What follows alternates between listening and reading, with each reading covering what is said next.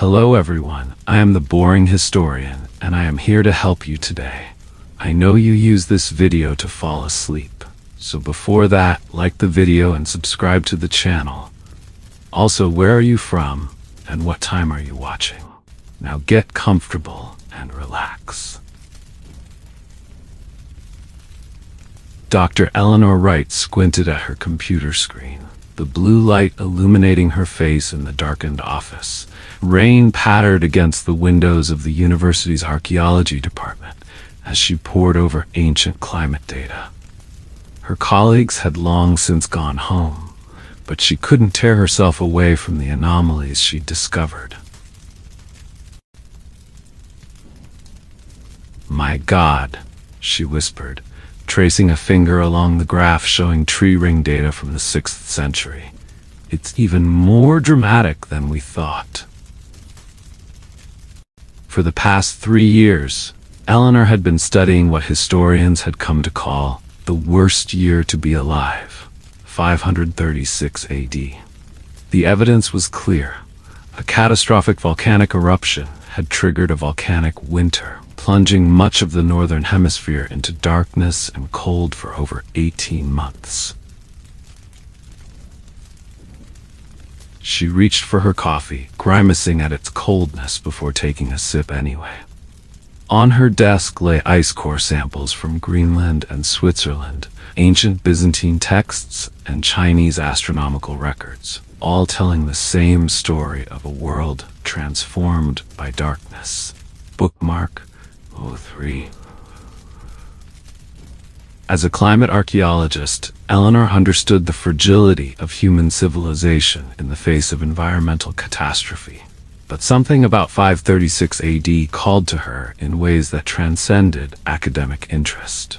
She'd become obsessed with understanding how ordinary people had survived when the sun disappeared, when crops failed for years in succession, when plague followed famine. Bookmark. Thunder rumbled outside as she gathered her papers. The electricity flickered once, twice, then steadied. Eleanor glanced at her watch. Nearly midnight. She should go home. Standing to stretch her cramped muscles, she moved to the small laboratory adjacent to her office, where several artifacts from the period sat in protective cases. Most prized among them was a small Byzantine medallion, discovered at an archaeological site near Constantinople.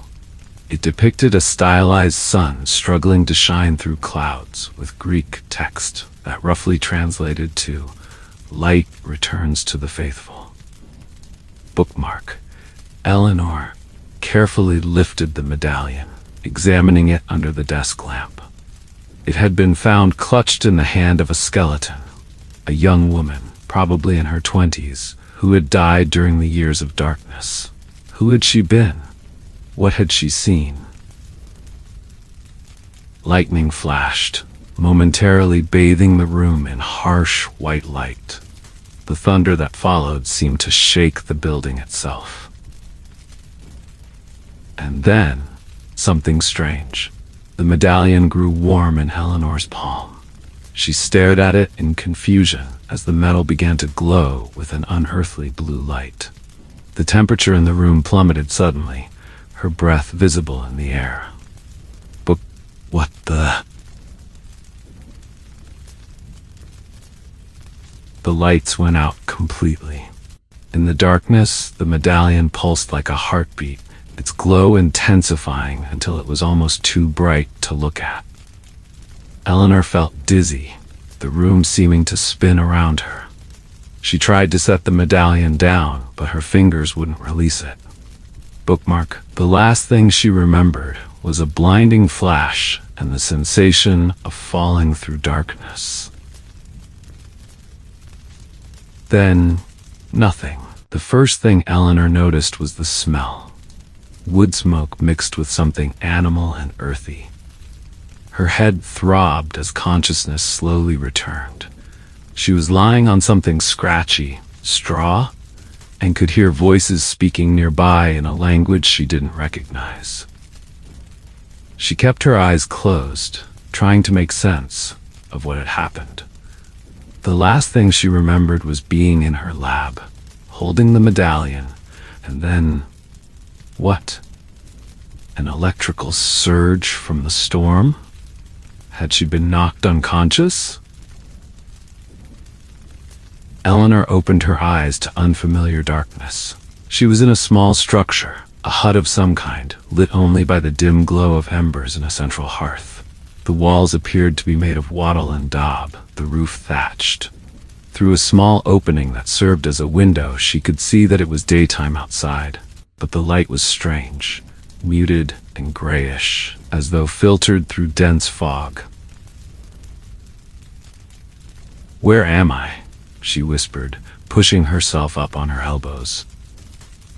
A woman sitting near the hearth turned sharply at the sound. She wore a simple homespun dress, her hair covered with a linen veil. Her face was gaunt, but her eyes widened with surprise at seeing Eleanor awake. "Gratias Deo," the woman said, making a quick sign of the cross. "Vivit." Latin. The woman was speaking Latin, not the classical Latin. Eleanor had studied in college, but something more colloquial, with a strange accent. This had to be a dream, a vivid, detailed hallucination, brought on by too many late nights studying ancient climate disasters. Eleanor closed her eyes tightly, willing herself to wake up in her office. When she opened them again, the woman was still there, now holding out a wooden cup of water. "Vibe," she said gently. "Drink." Eleanor's throat was parched. Dream or not, the water looked real enough. She took the cup with trembling hands and drank deeply. The water tasted earthy and slightly metallic, but refreshingly cool. "Thank you," she said in English, then tried in Latin. "Gratias tibiago." The woman nodded, looking relieved that they could communicate. "Ego sum Livia," she said, pointing to herself. "Two?" She gestured toward Eleanor. "Eleanor," she replied, then simplified it when Livia looked confused. "Elena." Livia nodded, seemingly satisfied. "Elena," she repeated, then added something Eleanor couldn't fully catch, something about finding her on the road, unconscious. She was still wearing her clothes, jeans, blouse, and cardigan, but her shoes were missing, and someone had placed a rough woolen blanket over her. Her hand instinctively went to her neck, where she found the Byzantine medallion hanging from a leather cord. It looked exactly as it had in her lab, but now it was cold to the touch, with no trace of the strange blue glow. "What year is it?" Eleanor asked in Latin, already dreading the answer. "Annus." Livia looked confused by the question. "Post consulatum Belisariae," she finally replied. "Anno primo." Eleanor's blood ran cold. The Latin dating system was referring to years after the consulship of Belisarius, a famous Byzantine general who had served Emperor Justinian. If this was the first year after his consulship, it was 536 AD. Impossible. This couldn't be happening. Eleanor felt panic rising in her chest, her breathing becoming rapid and shallow. She was hallucinating, or dreaming, or having some kind of mental breakdown brought on by academic obsession. And yet, the smell of the hut, the taste of the water, the gray light filtering through the window, it all felt terrifyingly real. Livia was watching her with concern. "Malum est?" she asked. "Are you ill? Are you ill?" Eleanor forced herself to take deep breaths. If this was a dream, she would eventually wake up. If it wasn't, she couldn't afford to panic. She needed to understand what was happening. "Ubi sumus?" she asked. "Where are we?"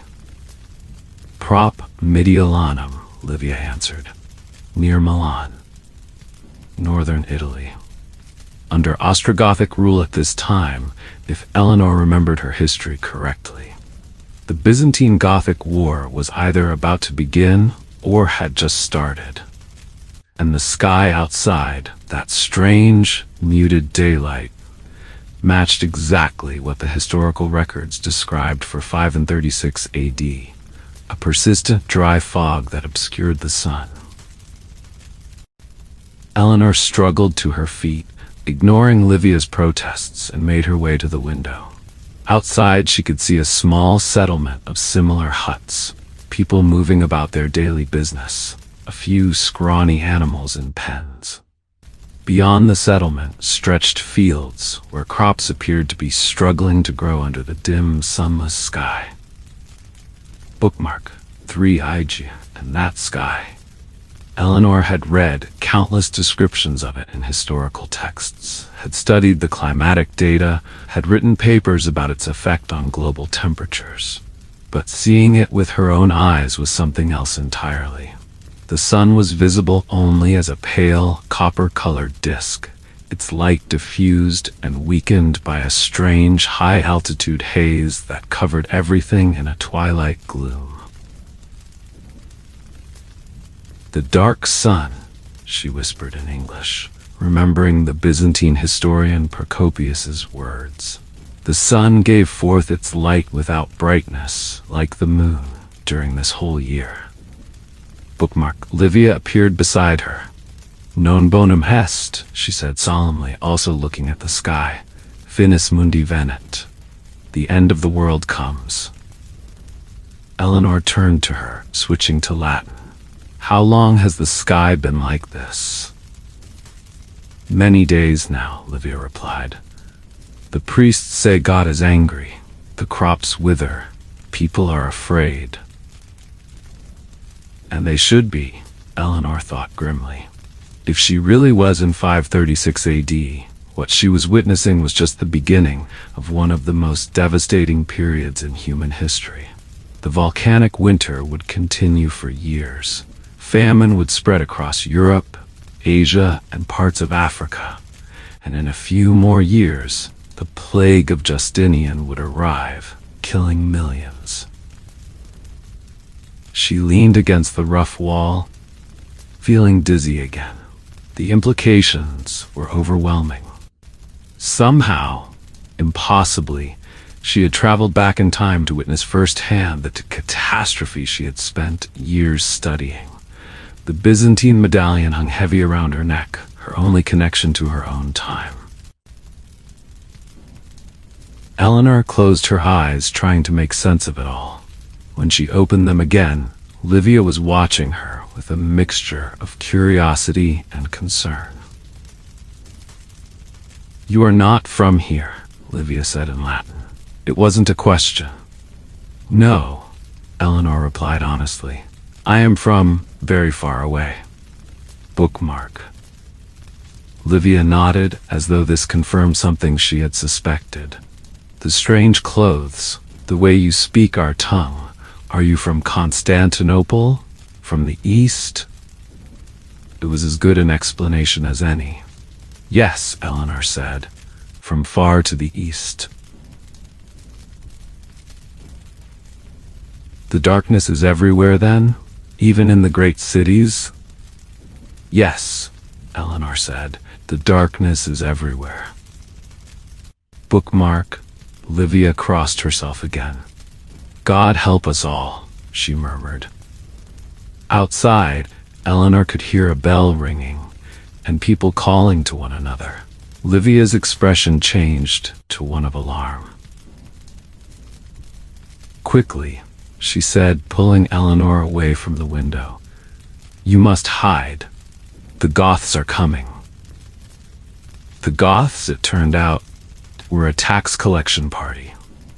Eleanor watched through a crack in the wall as Livia's husband Marcus, a weathered man with calloused hands who had returned from the fields at the sound of the bell, stood with the other men of the small village to meet the mounted warriors.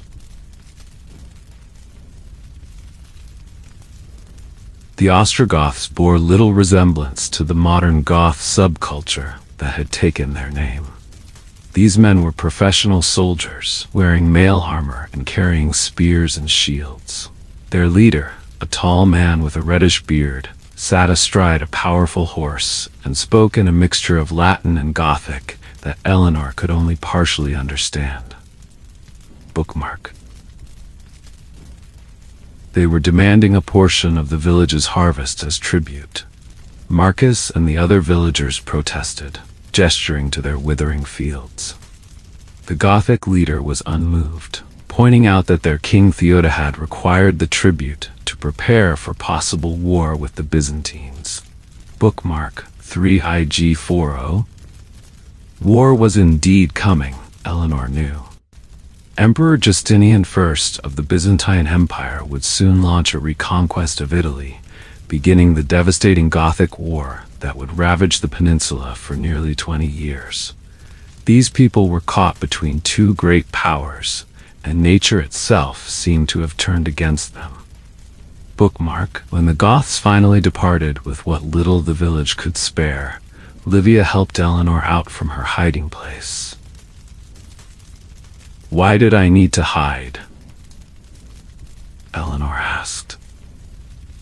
"Strange foreigners attract attention," Livia explained.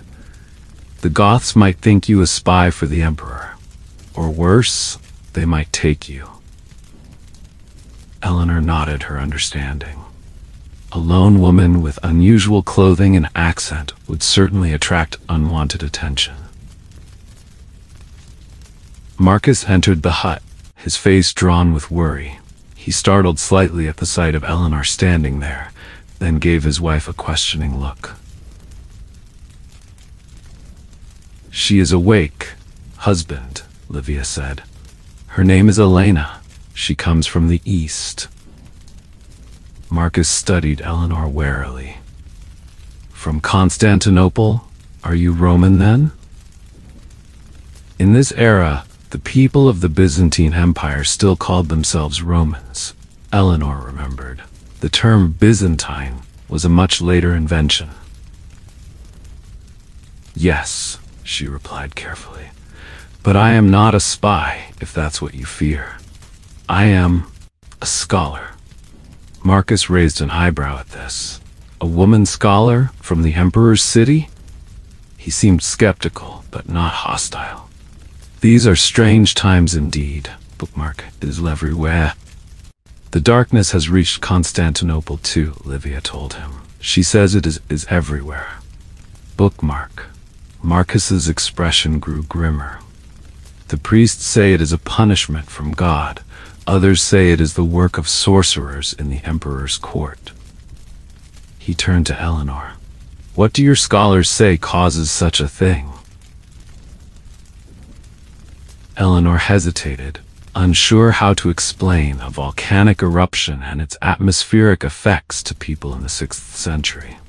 "They believe it is caused by a great mountain of fire, far to the north, that has exploded and sent ash into the heavens." To her surprise, Marcus nodded thoughtfully. "I have heard tales of such mountains. In Sicily, they say, there is a mountain that breathes fire." "Mount Etna," Eleanor said. "You know of it?" "Yes, Etna, though they say it has been quiet for many years now." The eruption that caused the climate catastrophe of 536 AD hadn't been Etna, Eleanor knew. Modern scientists believed it had been a volcano in Iceland, or possibly multiple eruptions including one in North America. But she decided this wasn't the time for a detailed geology lesson. "How did you come to be on the road alone?" Marcus asked. "It is dangerous for anyone to travel these days, let alone a woman from the east." Bookmark. Eleanor touched the medallion at her neck, wondering how much to reveal. These people lived in a world where miraculous and supernatural events were considered part of the fabric of reality. Would they believe the truth, That she had somehow been transported through time? Probably not. And even if they did, they might see her as a witch or demon. I was part of a group traveling from Ravenna, she improvised, naming the nearby city that served as the capital of Ostrogothic Italy. We were attacked by bandits.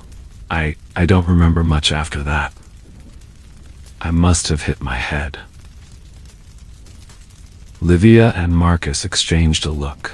There are many desperate people on the roads now, Marcus said. With the failing crops, some turn to robbery to feed their families. You are welcome to stay until you regain your strength, Livia added. Though I fear we have little food to spare.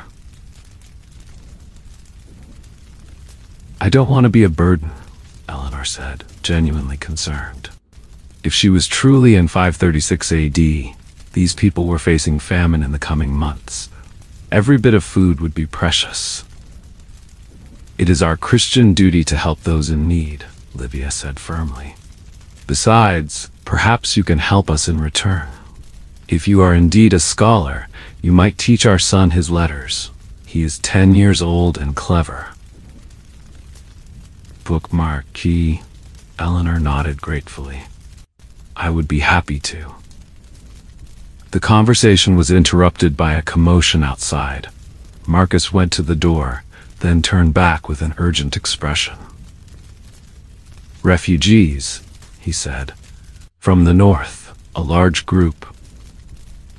Eleanor followed them outside, where the village was gathering to meet a bedraggled procession of people making their way along the road. There were perhaps 30 of them, men, women, and children, carrying what few possessions they could on their backs or in simple handcarts. They looked exhausted and hungry.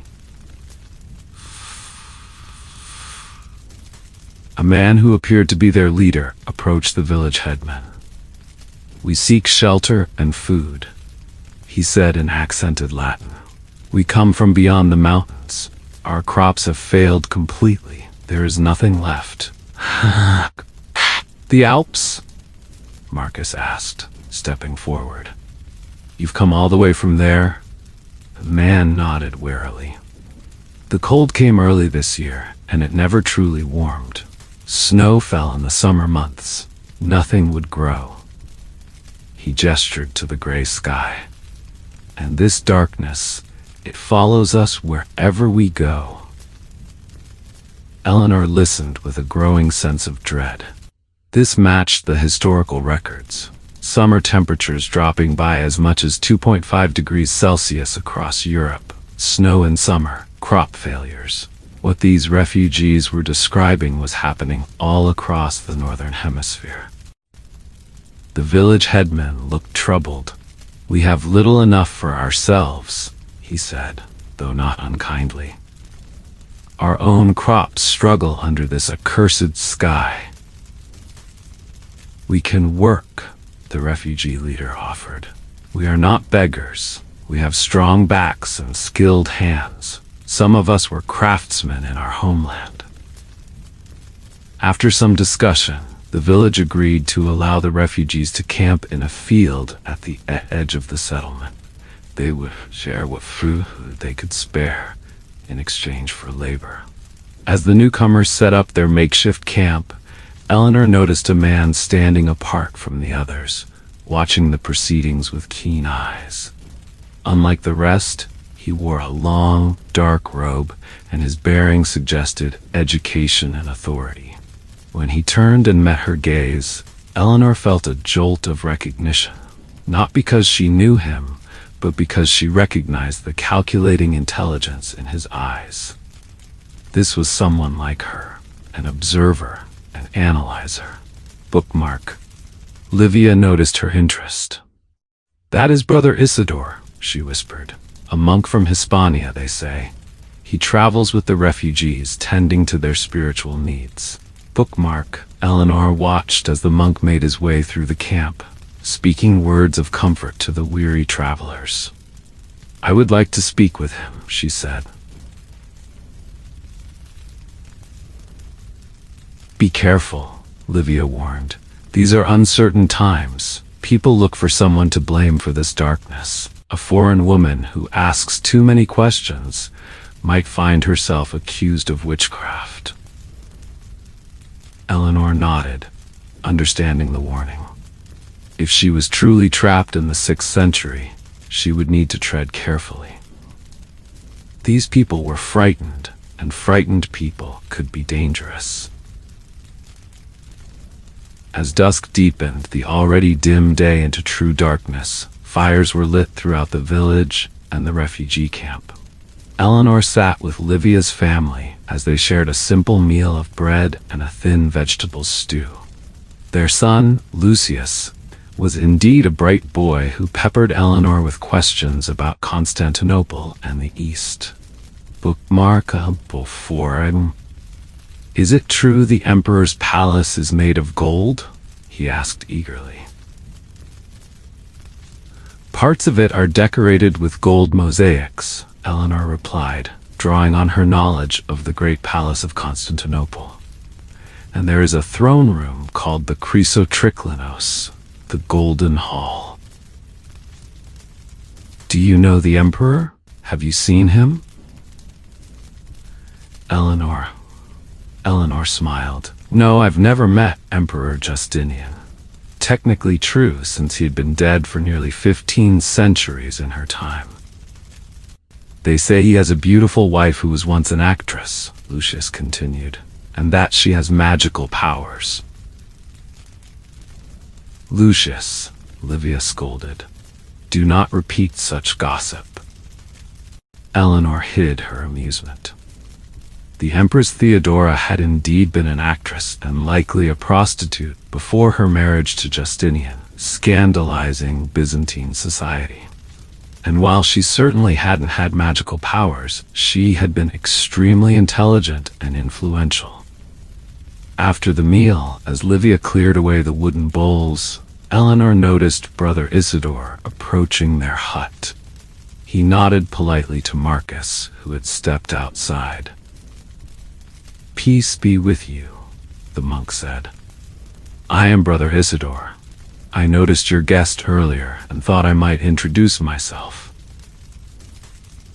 Marcus looked uncertain, but gestured for the monk to enter. Inside, Isidore bowed slightly to Eleanor. I am told you come from Constantinople, he said in perfect, educated Latin. I have always wished to visit the great city.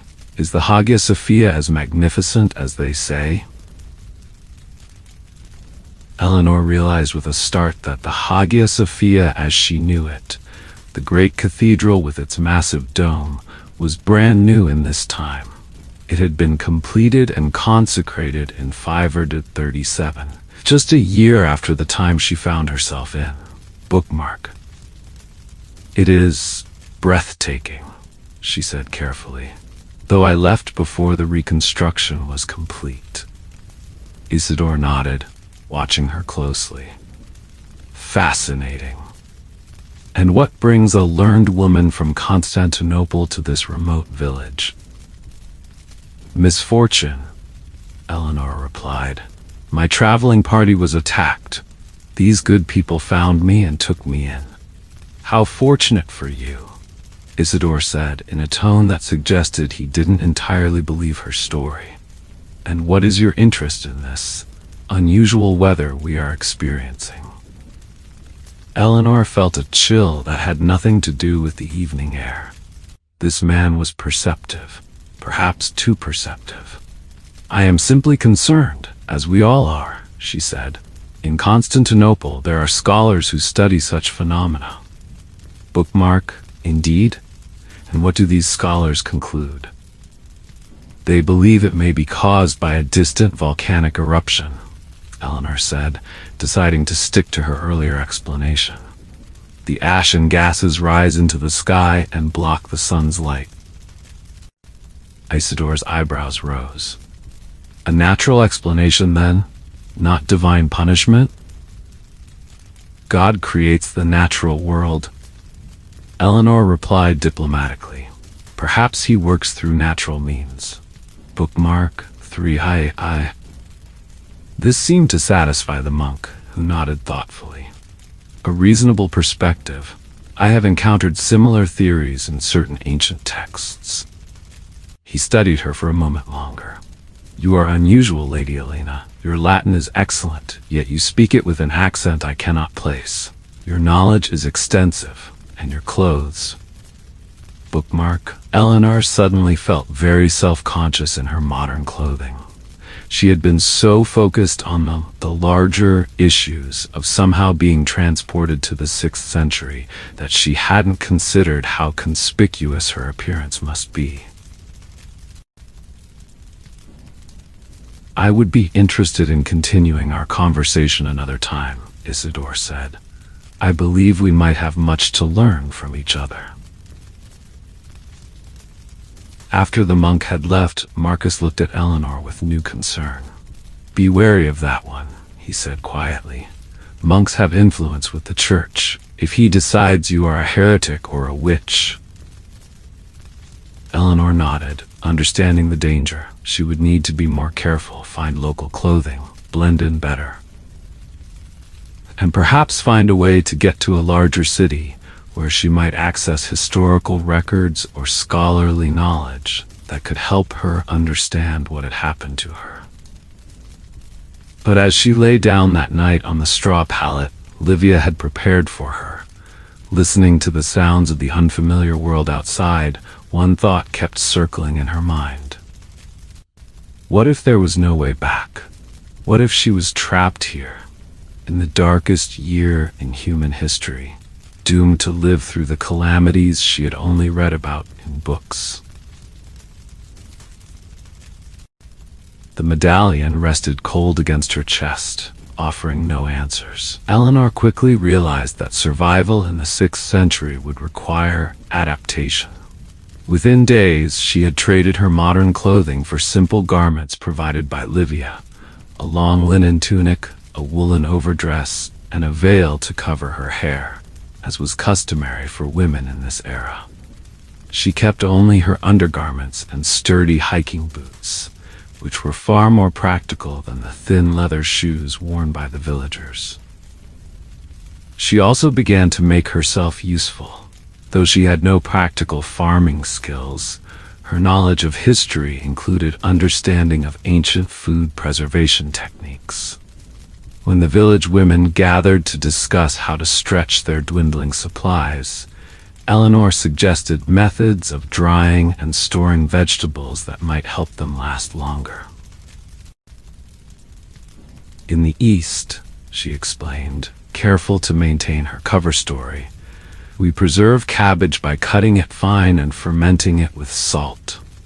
She was describing sauerkraut, which had been known since ancient times, though not commonly practiced in this region. Bookmark. The village women were skeptical, but desperate enough to try. Eleanor also helped them identify wild plants that could supplement their diet, certain roots, greens, and mushrooms that she knew to be edible.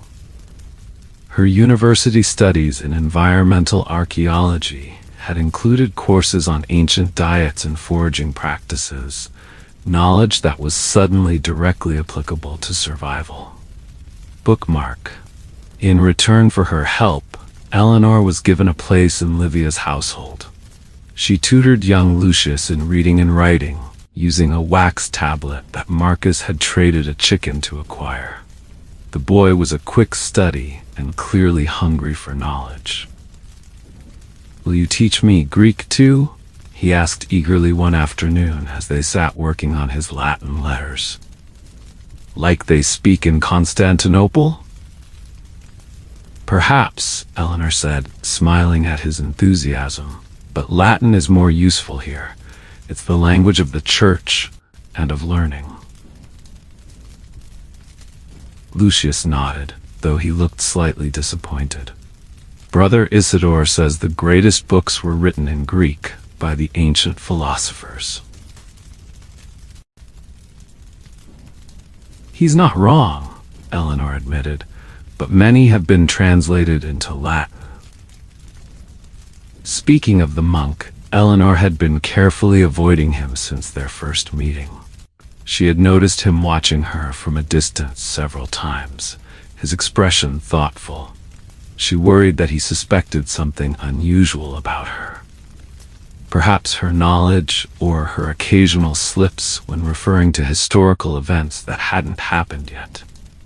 Bookmark 3IG4. One morning, about 2 weeks after her arrival, Eleanor was helping Livia and other village women collect water from the nearby stream when they heard shouting from the direction of the village. They hurried back to find several mounted Ostrogothic soldiers in the central clearing, addressing the gathered villagers. Bookmark. Eleanor stayed at the back of the crowd, her veil pulled forward to shadow her face, as she listened to the proclamation being delivered in a mixture of Gothic and rough Latin. Bookmark. Quark. Destroyed.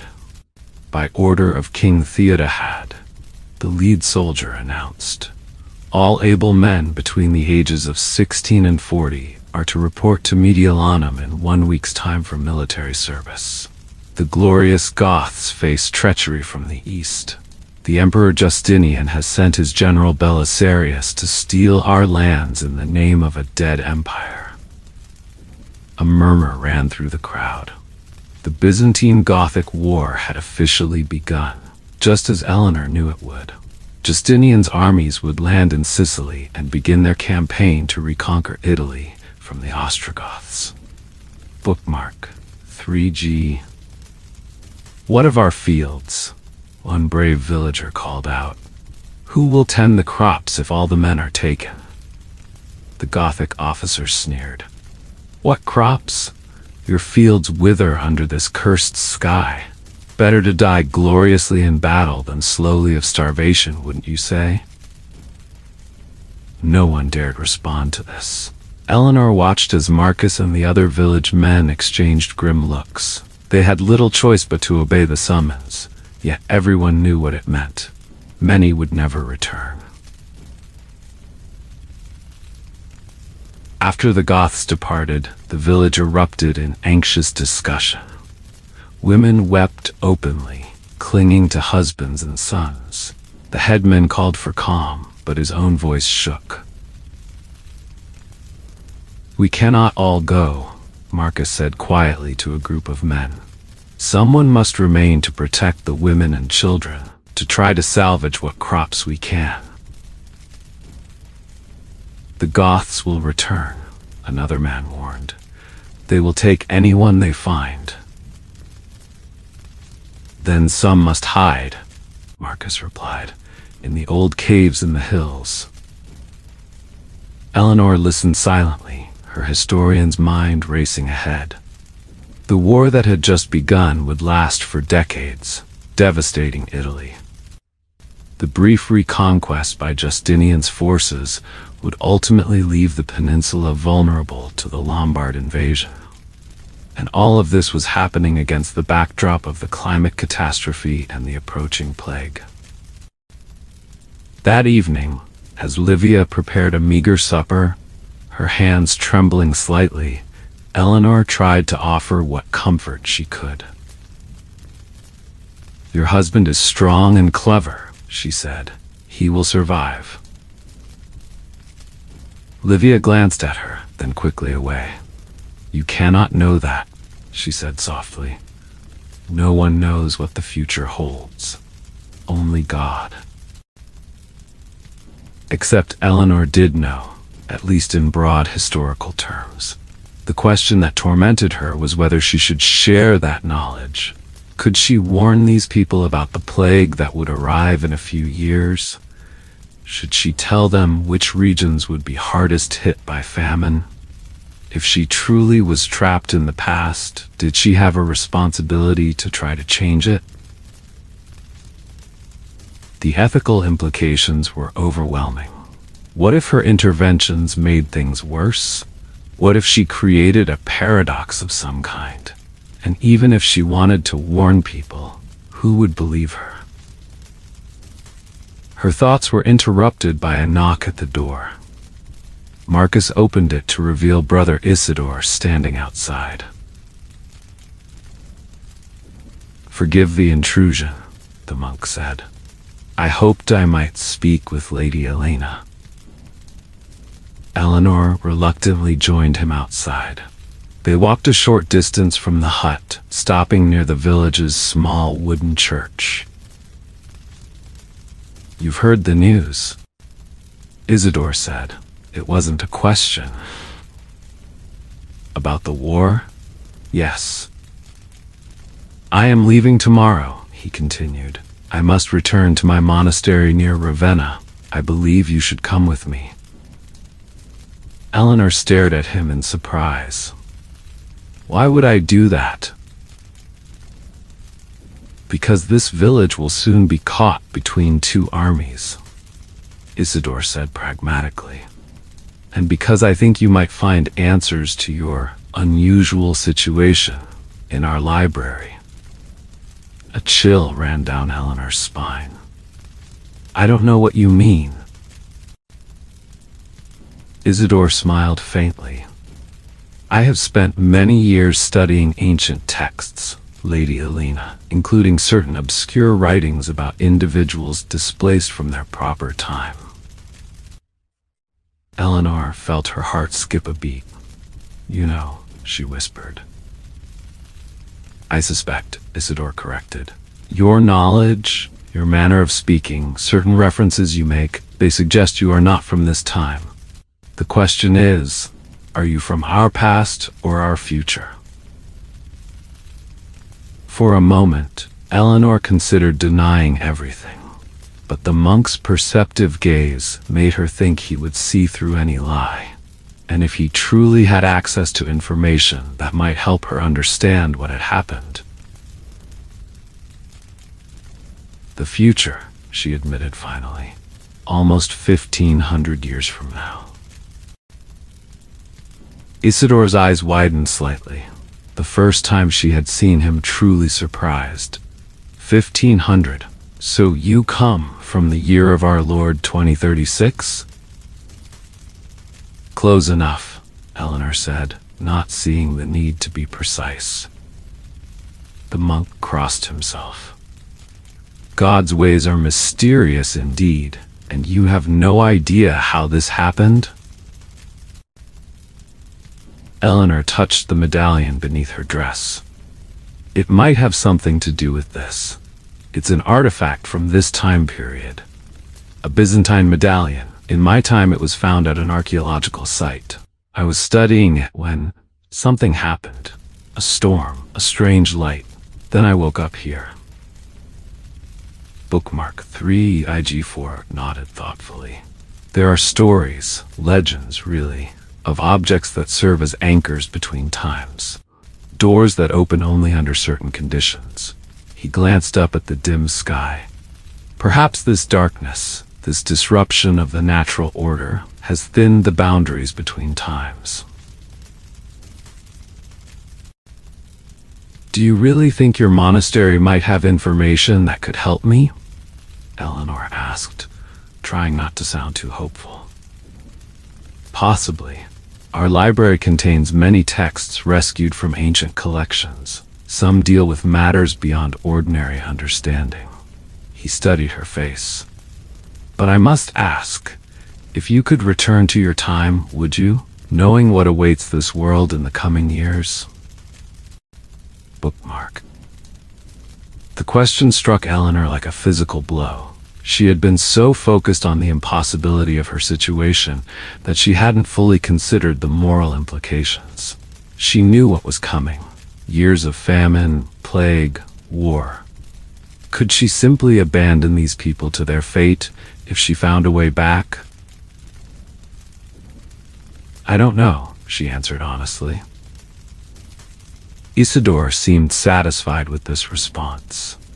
"We leave at dawn tomorrow. The journey will not be easy, especially with the roads becoming more dangerous. But I believe it is your best chance." As he turned to go, Eleanor called after him.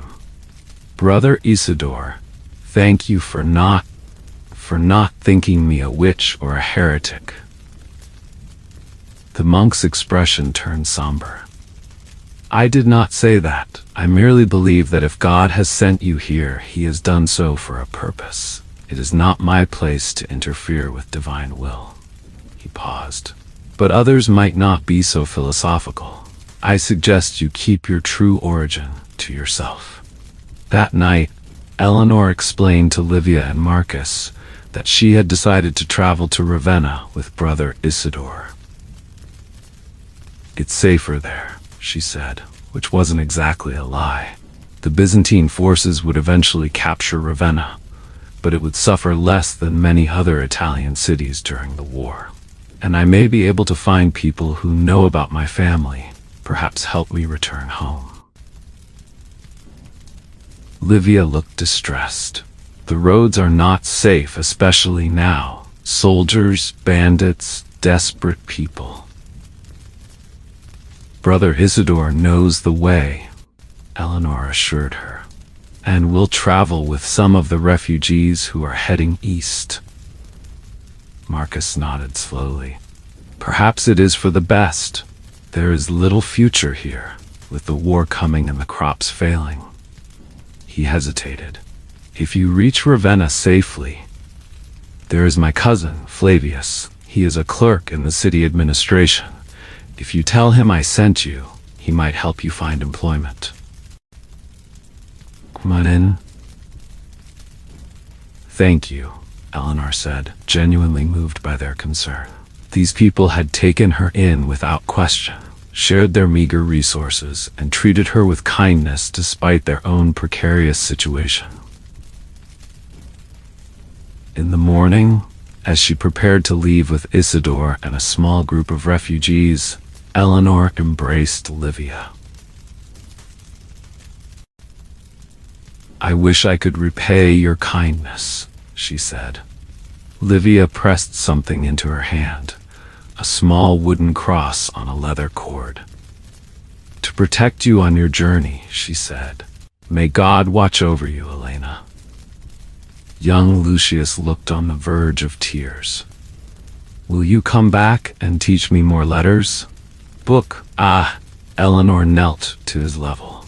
"Keep practicing what I've taught you," she said. "Knowledge is a light in dark times." As their small party set out along the road, Eleanor looked back at the village that had been her first experience of this turbulent era.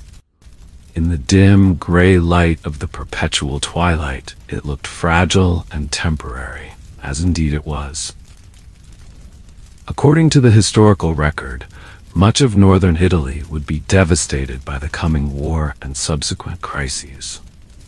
Bookmark. She wondered if Livia, Marcus, and Lucius would survive the calamities ahead.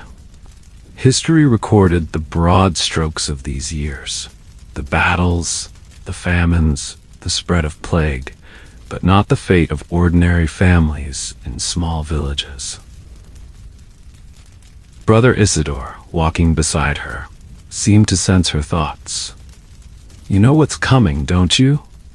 he asked quietly. "In the years ahead." Eleanor nodded grimly. "I know." "Is it as bad as the prophecies claim? The end of the world?" "Not the end," Eleanor said, "but a terrible time. Darkness, famine, plague, war. Millions will die, and the world that emerges afterward will be very different." Isidore was silent for a long moment. To know the future must be a heavy burden. "It is," Eleanor agreed, "especially when you can't change it."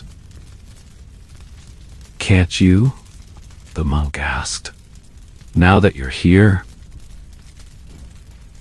Eleanor had been wrestling with this question since her arrival. Could she change history? Should she even try?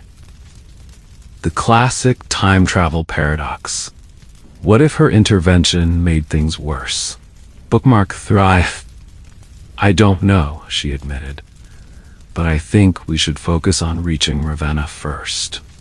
The road ahead stretched through fields where crops struggled to grow under the dimmed sun. In the distance, the Alps were barely visible through the perpetual haze. And somewhere beyond her sight, armies were gathering, diseases were brewing, and the world was tilting toward years of darkness. With the Byzantine medallion around her neck and Livia's wooden cross clutched in her hand, Eleanor walked toward an uncertain future in a past she had only known through books. Bookmark 3IG4. The journey to Ravenna proved more arduous than Eleanor had anticipated. The roads of 6th century Italy, though built on the magnificent foundations of ancient Roman engineering, had suffered from decades of neglect. Sections had crumbled away entirely, forcing their small party to make detours through rough countryside. Bookmark. Their group consisted of brother Isidore, Eleanor, and 5 refugees from the north, a carpenter named Gunther, his wife Frida, and their young daughter, and 2 brothers who had once been vineyard workers. They traveled on foot, carrying what few possessions they had managed to salvage. The landscape they passed through seemed suspended in an eerie, perpetual twilight. Under normal circumstances, summer in northern Italy would have meant lush vegetation, ripening crops, and warm sunshine. Instead, the fields they passed were sickly and stunted, the grapevines withered, the orchards bearing little fruit. Bookmark 3IG4. I've never seen anything like it, Gunther commented as they stopped to rest near an abandoned farmstead. 20 years tending crops, and I've never known plants to fail like this. It's the same everywhere, Isidore said solemnly. From Hispania to Constantinople, according to travelers, the sun hides its face. Bookmark 3IG4. Why? Frida asked, clutching her daughter close. What have we done to deserve God's wrath? Eleanor kept silent. She knew the scientific explanation, volcanic ash in the upper atmosphere blocking sunlight. But such knowledge would be of little comfort to these people. Their worldview interpreted natural disasters as divine punishment or tests of faith. They had been traveling for 3 days when they encountered the first signs of the spreading crisis. A roadside village, not unlike the one Eleanor had stayed in, was completely deserted. Doors stood open, possessions abandoned. Where did they all go? Eleanor asked as they cautiously explored the empty dwellings. Fled, most likely, Isidore replied. When food runs scarce, people move. They seek out larger settlements, hoping for charity or work. Or they've been taken, Gunther added grimly. The Goths are conscripting men for their armies. Some resist. That night, they sheltered in the abandoned village's small church, a simple wooden structure with a cross painted above its door. As they shared their dwindling rations, Eleanor noticed how thin everyone was becoming. Food shortages were clearly already affecting the region. Bookmark. Tell us about Ravenna, brother, one of the vineyard workers asked as they huddled around a small fire. Is it true the city stands in the middle of a lagoon? Isidore nodded. The marshes protect it on 3 sides. It makes the city almost impregnable. One reason the Ostrogothic kings chose it as their capital. And will there be food there? Frida asked, the question that was foremost on everyone's mind. Ravenna is a port city, Isidore said carefully. Ships bring grain from Sicily and Africa, but with the darkness affecting crops everywhere. He left the implication hanging. Eleanor knew the historical reality. Ravenna would fare better than many inland areas during the coming years, but no place would be untouched by the food shortages. The Byzantine Empire would prioritize feeding Constantinople, with its enormous population, over provincial cities. And as the Gothic War intensified, shipping routes would be disrupted. "Will the Emperor's armies come to Ravenna?" Gunther asked. "Eventually," Eleanor said without thinking. When everyone turned to look at her, she quickly added, "That is, it seems likely, given its importance." Isidore gave her a warning glance. "The future is known only to God," he said firmly. "We should rest now. We have many miles to cover tomorrow." As the others settled down to sleep, Eleanor stepped outside the church. The night was unnaturally cold for summer, another effect of the volcanic winter. The moon was barely visible through the hazy atmosphere, casting a weak, diffused light over the abandoned village. Isidore joined her after a few minutes. "You must be more careful," he said quietly, speaking of things as if they have already happened. "I'm sorry," Eleanor replied. "It's difficult to remember sometimes that I'm not discussing history anymore. This is all happening in real time." The monk studied her face in the dim moonlight. "In your time, do they remember this period? These dark years?" "Yes," Eleanor said. "Historians call 5536 the worst year to be alive in human history. The climate effects last for about a decade, and combined with the plague that arrives in a few years, it changes the course of civilization." Isidore absorbed this soberly. "And yet humanity survives." "It does," Eleanor confirmed. "Though millions die and the world is transformed, the Byzantine Empire never fully recovers its strength. Western Europe enters a deeper phase of what later historians call the Dark Ages." "Dark in more ways than one," Isidore murmured. "Tell me, in your time, does Christianity endure?" Eleanor hesitated, unsure how to explain the complex religious landscape of the 21st century to a 6th century monk. "Faith endures," she said carefully, "though it takes many forms." This seemed to satisfy him. "Good. That gives me hope." He touched the wooden cross hanging from his belt. "Faith is what will carry people through this darkness. That and community." As they continued their journey the next day, Eleanor noticed more abandoned farms and settlements. Occasionally they passed other travelers, mostly families moving towards larger towns, their possessions piled on carts or carried on their backs. Everyone looked hungry and afraid. On the 5th day, they encountered their first real danger. They had stopped to rest near a small stream when Gunther, who was filling water skins, suddenly froze. "Someone's coming," he whispered urgently. "Many people. Hide." They barely had time to conceal themselves in a nearby thicket before a group of armed men came into view. They weren't regular soldiers. Their armor was mismatched, their weapons a hodgepodge of styles. Deserters, perhaps, or bandits. "They'll have food at that monastery," one of them was saying. "Monks always keep stores." "And gold," another added, "for their fancy books and crosses." Eleanor felt Isidore tense beside her. They were speaking of his monastery. The group passed without discovering them, but the encounter left everyone shaken. "We can't take the main road to Ravenna," Isidore said once the danger had passed. "It's too exposed. But the other routes will take much longer." One of the vineyard workers protested. "Better to arrive late than not at all," Isidore replied grimly. They changed course, taking smaller paths through the countryside. The going was slower, but they encountered fewer people. Eleanor noted with a historian's eye how quickly society seemed to be fraying at the edges. It had been just a few months since the sun had dimmed, and already banditry was increasing. Villages were being abandoned, and fear was palpable everywhere.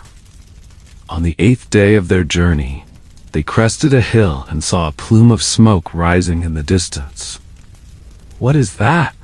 Eleanor asked, shading her eyes to see better through the hazy air. Isidore's face went pale. "That's the direction of the monastery." They quickened their pace, though Isidore warned them to approach cautiously. As they drew closer, They could see that the smoke came from a cluster of buildings nestled in a small valley. The monastery. "Stay here," Isidore told the others. "Let me go ahead alone." "I'm coming with you," Eleanor said firmly. After a brief argument, Isidore relented, and the two of them made their way down to the monastery. As they approached, it became clear that they were too late. The wooden outbuildings had been burned to the ground, and the stone chapel showed signs of violent entry, its doors broken open, windows smashed. "No," Isidore whispered as they entered the main courtyard. Bodies lay scattered about, monks in their simple robes, cut down without mercy. Eleanor had studied violent periods in history, had seen photographs of archaeological sites that told stories of ancient massacres, but nothing had prepared her for the visceral reality of such violence. Isidore moved from body to body, checking for survivors and murmuring prayers. Eleanor followed him into the chapel, where more bodies lay among overturned benches and torn manuscripts. "They destroyed the books," Isidore said, his voice hollow as he knelt beside a pile of torn parchment. "Centuries of knowledge." "Not all of them," Eleanor said, noticing a section of wall that appeared to have been moved. "Look." Behind the false wall was a small chamber, and within it several large chests. Isidore rushed to open them, revealing hundreds of manuscripts carefully packed away. "The most valuable texts," he breathed. "Brother Antonius must have hidden them when they heard the bandits coming." His face fell. "But Antonius himself?"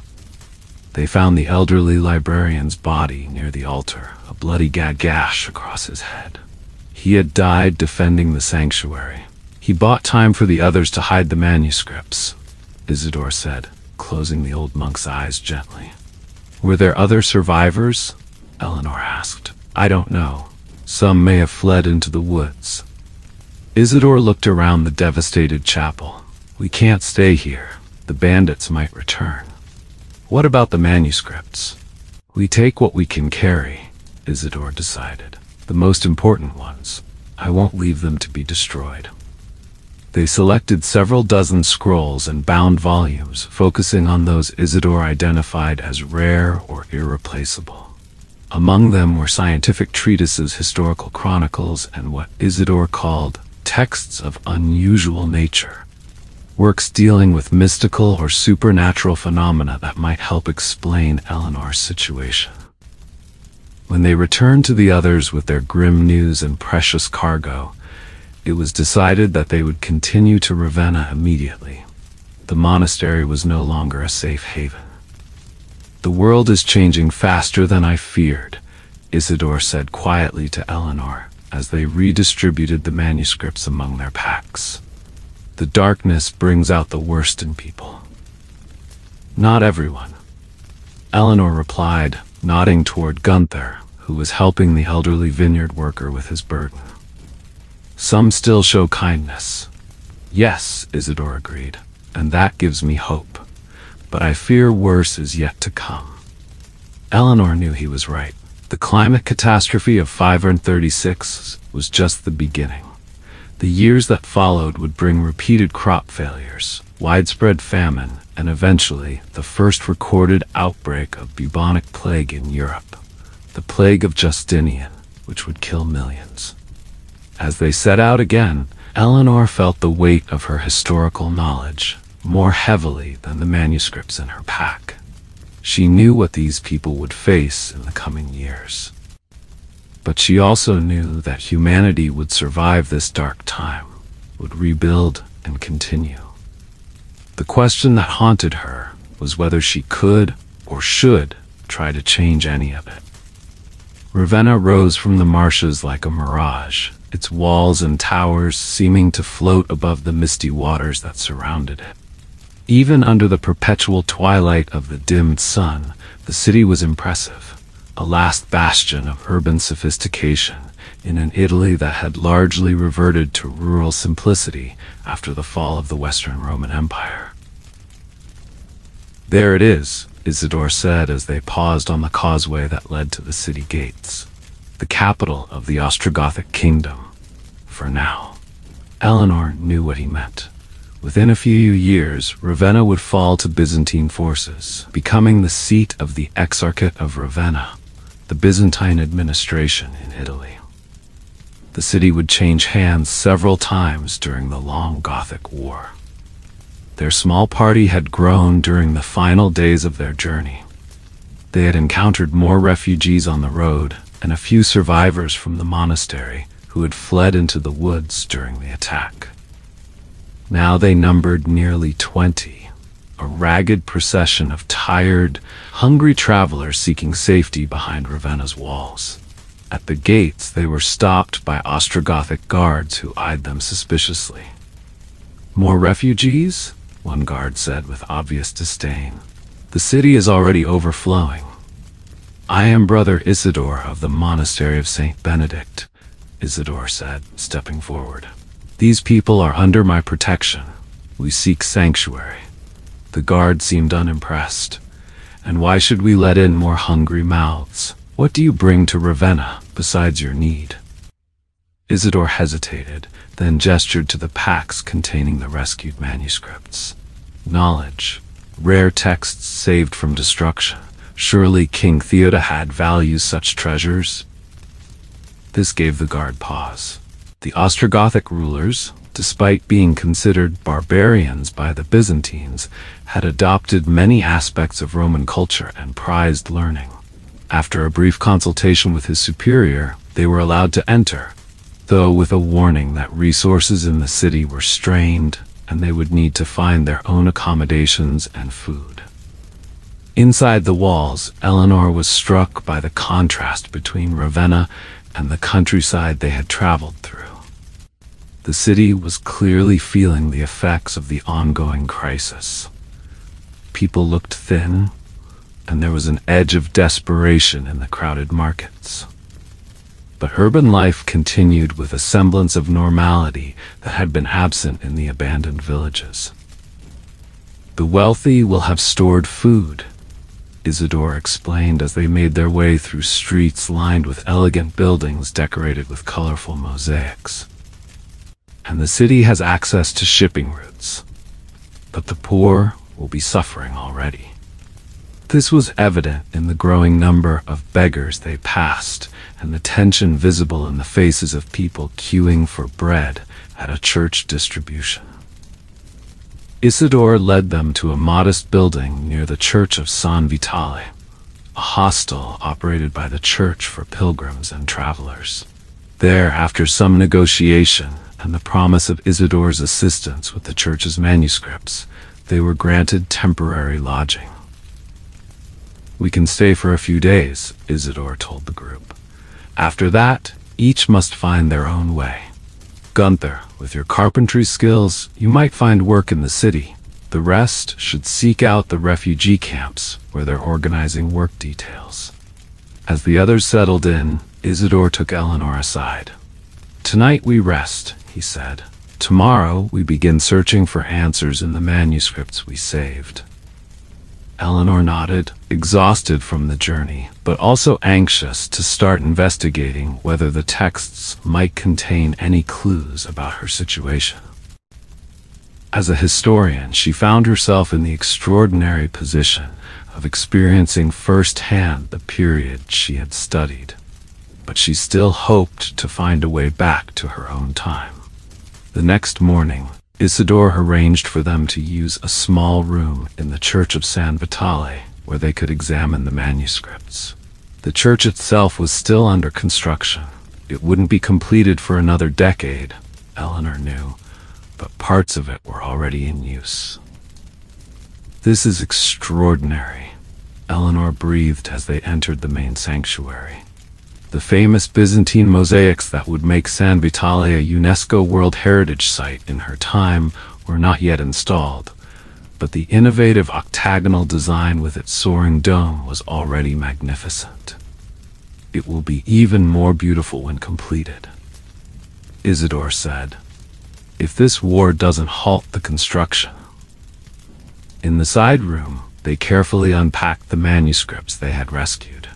Many were standard religious texts, copies of the Gospels, commentaries on Scripture, lives of saints, but others were more unusual.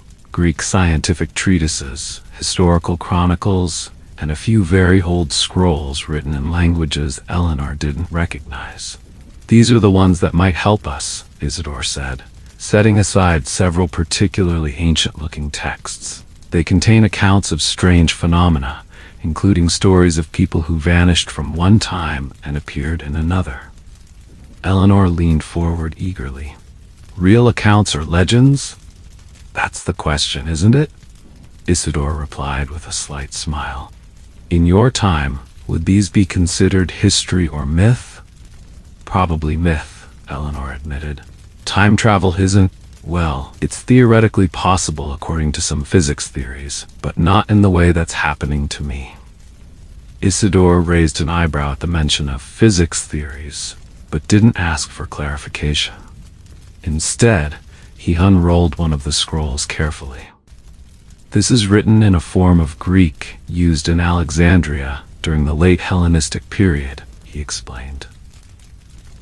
"It describes a philosopher who claimed to have visited the distant future and returned with knowledge of events to come." "What happened to him?" Eleanor asked.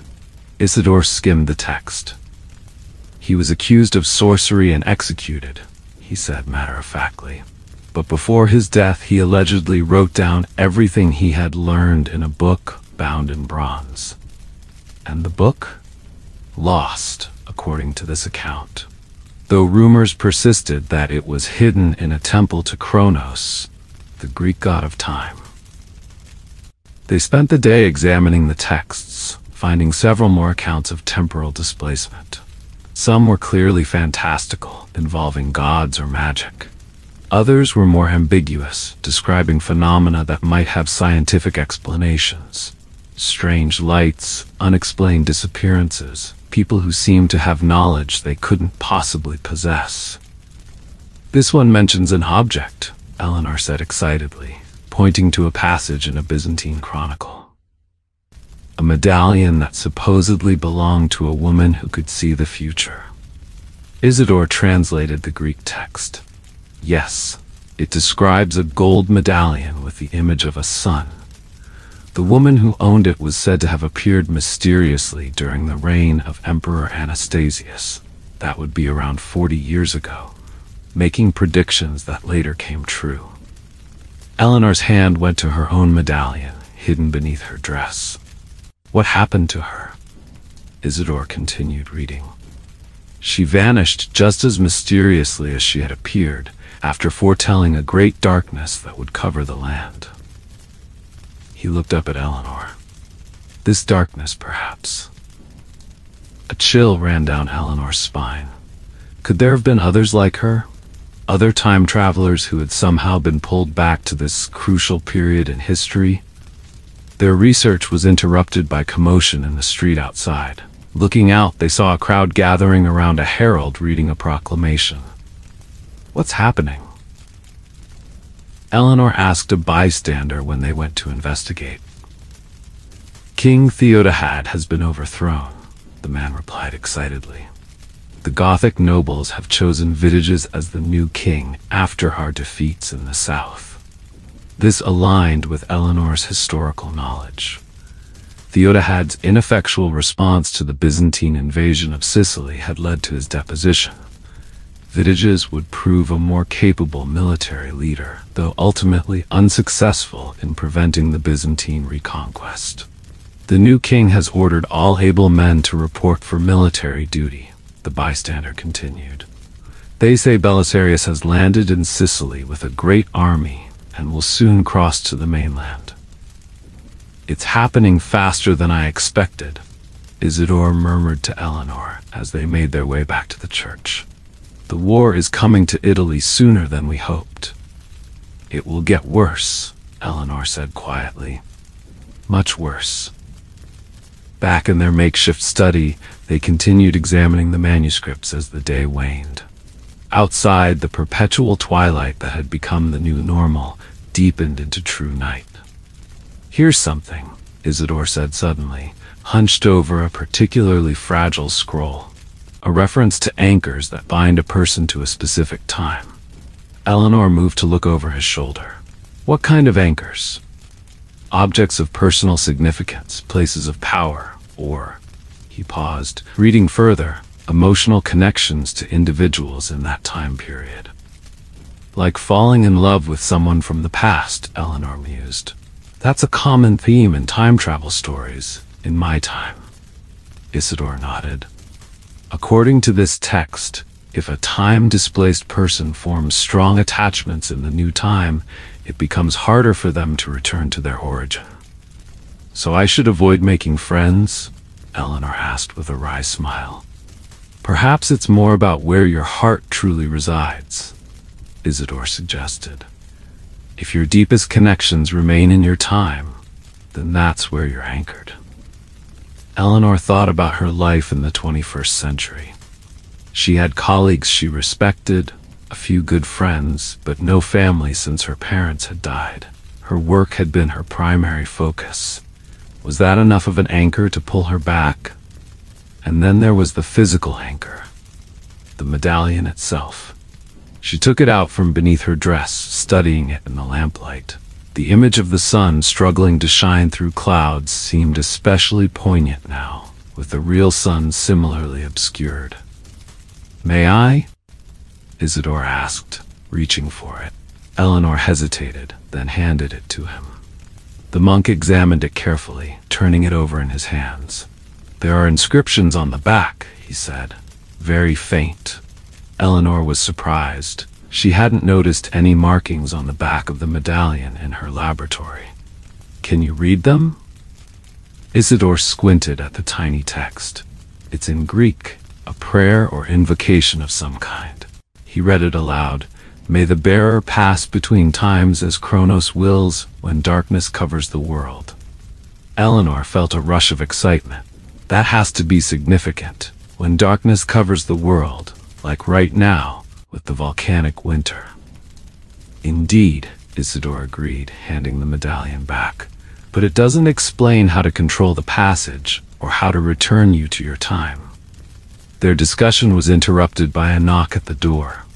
It was Gunther, looking troubled. Brother Isidore, there are soldiers searching the hostel, he said urgently.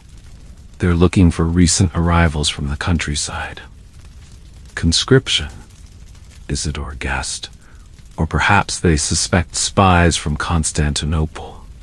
Either way, it would be best if you didn't return there tonight, Gunther advised. My family and I have found shelter with a local carpenter who offered me work. He has space in his workshop where you could stay. They quickly gathered the most important manuscripts and followed Gunther through back streets to avoid the soldiers. The carpenter's workshop was in a modest neighborhood away from the city center, a two-story building with living quarters above and a workshop below. The carpenter, a middle-aged man named Paolo, greeted them cautiously but warmly after Gunther explained their situation. You can stay in the storeroom, he said. It's not comfortable, but it's safer than the streets these days.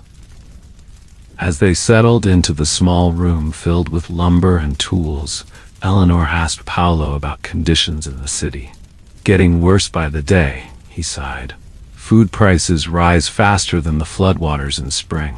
The rich hoard grain while the poor starve. And now with war coming. He shook his head. I lived through the fall of Rome to Odoacer, and then the coming of Theodoric and his Goths. Now the emperor wants Italy back. Always it's the common people who suffer. Have there been food riots? Eleanor asked, remembering historical accounts of urban unrest during this period. Not yet, but soon, I think. The city is full of refugees. The darkness ruins the crops. People are afraid. Paolo looked at her curiously. You ask unusual questions for a woman. Before Eleanor could respond, Isidore intervened smoothly. Lady Elena is a scholar from Constantinople. She studies the effects of natural disasters on societies. Paolo seemed to accept this explanation. Well, you've come to the right place for your studies, lady. This darkness is unlike anything I've seen in 60 years of life. After Paolo left them, Isidore unpacked the manuscripts they had brought. We should continue our research, he said. I fear our time may be limited. If Ravenna comes under siege. Eleanor nodded, though exhaustion was catching up with her. They had been traveling for days, and the emotional toll of everything she had experienced since arriving in this time was immense. I just wish I knew why I'm here, she said, sitting on a pile of lumber. If the medallion somehow brought me to this time, was it random? Or is there a purpose? God doesn't act randomly, Isidore said with the certainty of faith. If you are here, there is a reason. Eleanor wasn't sure she believed in that kind of divine plan, but she couldn't deny the extraordinary coincidence that she, a historian who specialized in studying this exact period, had been the one transported back to witness it firsthand. If there is a purpose, she said thoughtfully, maybe it's simply to observe, to record what really happened during this crisis, beyond what the limited historical sources from this period tell us. Perhaps, Isidore conceded, or perhaps you are meant to act, to change something. The implications of that possibility had haunted Eleanor since her arrival. If she could change history, should she? The ethical questions were enormously complex. What if, by trying to save lives in the short term, she altered the course of history in ways that caused even greater suffering later? I don't know if I have that right, she said quietly, to change the past, which is your present. Yet merely by being here, you may already be changing things. Isidore pointed out, every person you speak with, every action you take. It was a disturbing thought. Eleanor had been careful not to reveal specific future events to anyone except Isidore, but who could say what subtle influences her presence might already have had? They worked late into the night, examining the manuscripts by lamplight, searching for any information that might help Eleanor understand her situation or find a way back to her own time. The texts contained tantalizing fragments, references to other time travelers, mentions of objects with mysterious properties, theories about the nature of time itself, but nothing that offered clear answers. As Eleanor finally drifted off to sleep on a makeshift bed of wood shavings and cloth, the medallion lay cold against her skin. Outside, the unnatural darkness continued, and somewhere to the south, armies were on the move. The worst year in human history showed no signs of relenting.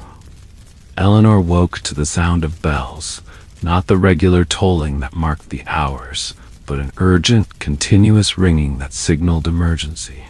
She sat up quickly, disoriented for a moment by her surroundings. Isidore was already awake, gathering their manuscripts. Something's happening, he said. We should find out what. They emerged from the storeroom to find Paolo's workshop empty. Upstairs, they discovered Gunther and his family preparing to leave. Ships have been sighted, Gunther explained hurriedly. Byzantine ships approaching the port at Classis. Classis was Ravenna's harbor, connected to the city by a canal. If Byzantine ships were there, it meant Belisarius's forces were moving faster than Eleanor had expected, based on her historical knowledge. Are they attacking? She asked. No one knows yet, Frida said, wrapping a few meager possessions in a cloth. But the city is in panic. Some say they bring supplies for the Gothic king to secure an alliance. Others say they carry Byzantine troops. Where are you going? Isidore asked. The carpenter Paolo has a brother with a farm inland, Gunther replied. He's offered to take us there, away from the fighting if it comes. Eleanor and Isidore exchanged glances. They needed to decide quickly whether to stay in Ravenna or flee. The manuscripts, Eleanor said quietly. We can't carry all of them if we leave. And our research is here, Isidore added. If there are answers to your situation, they're most likely to be found in the city's libraries and churches. They decided to remain in Ravenna, at least until the situation became clearer. After Gunther and his family departed with Paolo, they ventured out into the streets to gather information. The city was in turmoil. People rushed about, carrying possessions, arguing over rumors, or queuing desperately at bakeries and food stores. The bells continued their ominous ringing. Near the main square, they found a crowd gathered around a Gothic official who was reading a proclamation. By order of King Vitiges, the official announced, all citizens are to remain calm and continue their daily activities. The ships sighted at Classis belong to grain merchants from Africa. There is no Byzantine attack. Rumors to the contrary are treasonous and will be punished. The crowd received this news with visible skepticism. Eleanor could hear people muttering that it was a lie, that the Gothic authorities were hiding the truth. "Do you believe it?" she asked Isidore as they moved away from the crowd. The monk shook his head. "I don't know. But either way, food is about to become even more scarce in Ravenna. Those who can are already fleeing to the countryside." They decided to seek refuge in the church of San Vitale, where Isidore had contacts among the clergy. The church was crowded with people seeking information or spiritual comfort in the crisis. Isidore disappeared to speak with one of the priests, leaving Eleanor near the entrance. As she waited, Eleanor noticed a man watching her from across the sanctuary. He was well dressed in Byzantine style, with a carefully trimmed beard and an air of authority. When he saw that she had noticed him, he approached. "Forgive me," he said in Greek-accented Latin, "but I couldn't help noticing your medallion." Eleanor's hand went instinctively to her neck, where the medallion was visible above her dress. She had forgotten to conceal it in the morning's chaos. "It's an unusual piece," the man continued when she didn't respond. "Very old. May I ask how you came by it?" "It was a gift," Eleanor said cautiously, "from my family." The man smiled politely, but his eyes remained sharp and assessing. "Indeed? How interesting. I have seen it like only once before, in Constantinople." A similar medallion was in the possession of a woman of unusual abilities. Eleanor felt a chill that had nothing to do with the perpetual cold that had settled over the world. Was this man referring to the same woman mentioned in the Byzantine chronicle they had read? "I'm afraid you have me at a disadvantage," she said, trying to keep her voice steady. "You know something of my medallion, but I don't know who you are." "Forgive my poor manners," the man said with a slight bow. "I am Procopius, secretary to General Belisarius." Eleanor struggled to keep her expression neutral. Procopius, the Byzantine historian whose accounts of this period would become one of the primary sources for future historians. His works, History of the Wars, Secret History, and Buildings, would provide crucial information about the reign of Justinian, the Gothic War, and this very climate crisis. And now he was standing before her, studying her with keen, intelligent eyes. "You're a long way from your general," she managed to say. Procopius smiled thinly. "The general has many eyes and ears throughout Italy. Information is as valuable as swords in warfare. So he was a spy, gathering intelligence ahead of the Byzantine invasion." Eleanor knew she needed to be extremely careful. Procopius was highly educated and perceptive. If anyone might see through her pretense, it would be him. "And what brings a Byzantine official to Ravenna?" she asked, "especially when relations between the emperor and the Gothic king are so tense." "I might ask the same of you," Procopius countered smoothly. "A woman wearing Eastern clothing and a mysterious medallion in the Gothic capital during these troubled times." Before Eleanor could respond, Isidore returned, immediately sensing the tension between them. "Lady Elena," he said, placing himself slightly between her and Procopius. "The abbot has offered us sanctuary in the monastery attached to the church." Procopius raised an eyebrow. "Lady Elena, from Constantinople, I presume, from your accent." He smiled at Isidore. "No need for concern, good monk. I was merely admiring the lady's unusual medallion." Isidore gave a non-committal nod. "We should go, my lady. The abbot is waiting." As they turned to leave, Procopius called after them.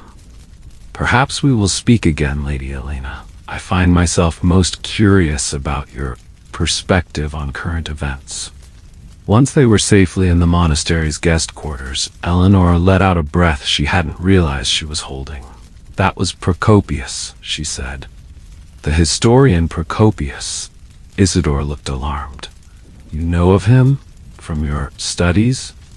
"He's one of the most important chroniclers of this entire period," Eleanor explained. "His accounts of the Gothic War, the plague, this climate crisis, they're fundamental primary sources for historians in my time." "Then we must be extremely careful," Isidore warned. "If he is already suspicious of you." "He recognized the medallion," Eleanor said. "Or at least, he claimed to have seen one like it before. He mentioned a woman in Constantinople with unusual abilities." Isidore's expression turned thoughtful. "The same woman from the chronicle we read? Another time traveler, perhaps?" "It's possible," Eleanor said, excitement mixing with apprehension. "If there have been others like me, pulled back to this time, then they might have found a way back," Isidore finished her thought. "Which means we need to speak with this Procopius again, despite the risks." Eleanor wasn't sure that was wise. Procopius was brilliant, but also known for his paranoia and cynicism, especially later in life when he wrote his secret history, a scathing, scandal-filled account of Justinian's court. If he suspected her of being a spy, or worse, a practitioner of magic or sorcery, their discussion was interrupted by the abbot, an elderly man with a kind face but worried eyes. "Brother Isidore," he said, "we received word from one of our monks who was in Classis. The ships are indeed Byzantine, but they carry not soldiers but refugees from Greece." "Refugees?" Eleanor asked. "Why?" "The darkness affects their lands too," the abbot explained. "Crops fail, livestock die. They seek food and safety, though I fear they will find neither here." He sighed heavily. "The Gothic authorities are refusing them entry to the city. They remain at the port, hundreds of hungry souls with nowhere to go." "That's terrible," Eleanor said. "Can nothing be done for them?" "We are sending what food we can spare, though it is little enough," the abbot replied. "But there is worse news. Among the refugees are some who are ill with a strange malady, fever, swellings in the groin and armpits." Eleanor felt her blood run cold. The symptoms described were unmistakable: bubonic plague. But according to the historical record, the plague of Justinian shouldn't reach Italy until 541 or 542, several years in the future. Had her presence somehow accelerated the timeline? Or was her historical knowledge incomplete? "Have many fallen ill?" she asked urgently. "Only a few, so far," the abbot said. "The Byzantine officials at the port are isolating them. But if the disease spreads..." Eleanor and Isidore exchanged alarmed glances. The plague, combined with the ongoing climate crisis and the imminent war, could devastate Ravenna even sooner than history recorded. "We should leave the city," Isidore said after the abbot had gone, "before it's too late." "But our research," Eleanor protested. "The manuscripts. If there's a way for me to get back to my time, the answer is likely here." "What good is finding a way back if you die of plague before you can use it?" Isidore countered. He had a point, but something didn't make sense to Eleanor. The plague of Justinian, as recorded in history, had first appeared in Egypt around 541 AD, then spread to Constantinople, and from there throughout the Byzantine Empire and eventually to Western Europe. Its arrival in Italy in 5 of 36 would represent a significant historical discrepancy. "I need to see these refugees," she said suddenly, "to confirm whether it's really plague they're suffering from." "That would be extremely dangerous," Isidore objected. "I've been vaccinated against bubonic plague," Eleanor explained, then, seeing his confusion, added, "I have protection against the disease because of medical treatments in my time." This wasn't entirely accurate. Plague vaccines existed in her time, but weren't routinely administered, except to those at high risk of exposure. Eleanor had received one for a research trip to regions where plague was endemic. She wasn't sure how effective it would be against the 6th century strain, but it gave her some confidence. Even so, Isidore argued, entering a plague zone willingly seems like tempting God. "I need to know," Eleanor insisted. "This could represent a major historical anomaly, and besides, my knowledge of future medical practices might help those who are sick." After considerable debate, Isidore reluctantly agreed to accompany her to classes the next day. They spent the rest of the afternoon and evening continuing their research into the manuscripts, focusing on those that mentioned time displacement. "Here's something interesting," Isidore said as night fell. "This Greek text speaks of a convergence of times during periods of great crisis, moments when the barriers between past, present, and future become thin. Like the concept of liminal spaces in anthropology," Eleanor mused, "thresholds between different states of being. It suggests that such convergences might allow individuals to move between times," Isidore continued, "but only at specific moments and in specific places, what it calls nodes of temporal intersection." "And how does one identify these nodes?" Eleanor asked eagerly. Isidore scanned the text. "It's vague. It mentions signs in the heavens and disturbances in the natural order, which could certainly describe our current situation with the darkened sun. But nothing about how to deliberately pass through these nodes or control where and when you end up." "Not that I can see," Isidore admitted, "though it does say that objects can act as keys to specific times and places." Eleanor touched her medallion thoughtfully. "Like this, perhaps." As they prepared for sleep, Eleanor found herself thinking about Procopius and his claim to have seen another medallion like hers. If there had indeed been another time traveler in Constantinople, perhaps they had found a way back to their own time. Tomorrow, after visiting the refugees at Classis, she would try to find Procopius again, despite the risks. Outside, the unnatural twilight had given way to a night so dark it seemed almost solid. The stars, normally visible through the church's high windows, were obscured by the volcanic haze that encircled the world. In her own time, Eleanor had studied this phenomenon through ice cores and tree rings. Now she was living through it, experiencing firsthand the fear and uncertainty that accompanied what some contemporary observers had called the year without summer. As she drifted toward sleep, Eleanor wondered again about the purpose of her presence here. Was she merely an observer, destined to witness but not change these events? Or was there something she was meant to do, some action that could mitigate the suffering she knew lay ahead? The medallion offered no answers, lying cold and silent against her skin. The journey to Classis the next morning revealed the growing tension in Ravenna. Gothic soldiers patrolled the streets, stopping people for questioning and turning back those trying to leave the city without authorization.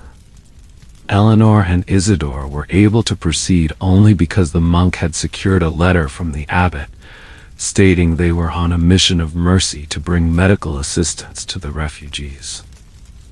They traveled by boat along the canal that connected Ravenna to its port, accompanied by 2 other monks bringing supplies of food and medicine. The waterway was busy with traffic moving in both directions. Official messengers, merchants trying to salvage their businesses, and people fleeing the city despite the restrictions. The situation deteriorates quickly, one of the monks commented as they passed a family being turned back by guards. 3 days ago, people moved freely. Now we live under what amounts to martial law. Eleanor wasn't surprised. Historical accounts described increasing social control measures as the climate crisis deepened. Authorities throughout Europe and the Byzantine Empire had struggled to maintain order as food became scarce and populations grew desperate. Classis itself presented a grim spectacle. The harbor, once one of the most important in the Mediterranean, was now crowded with ships of various sizes, from small fishing vessels to larger Byzantine merchant ships. On the docks and in makeshift camps along the shore, hundreds of refugees huddled in groups, their possessions piled around them. Gothic soldiers maintained a perimeter, keeping the refugees separated from the local population. As Eleanor's party approached, they were stopped and questioned before being allowed to proceed to the section of the harbor where the sick had been isolated.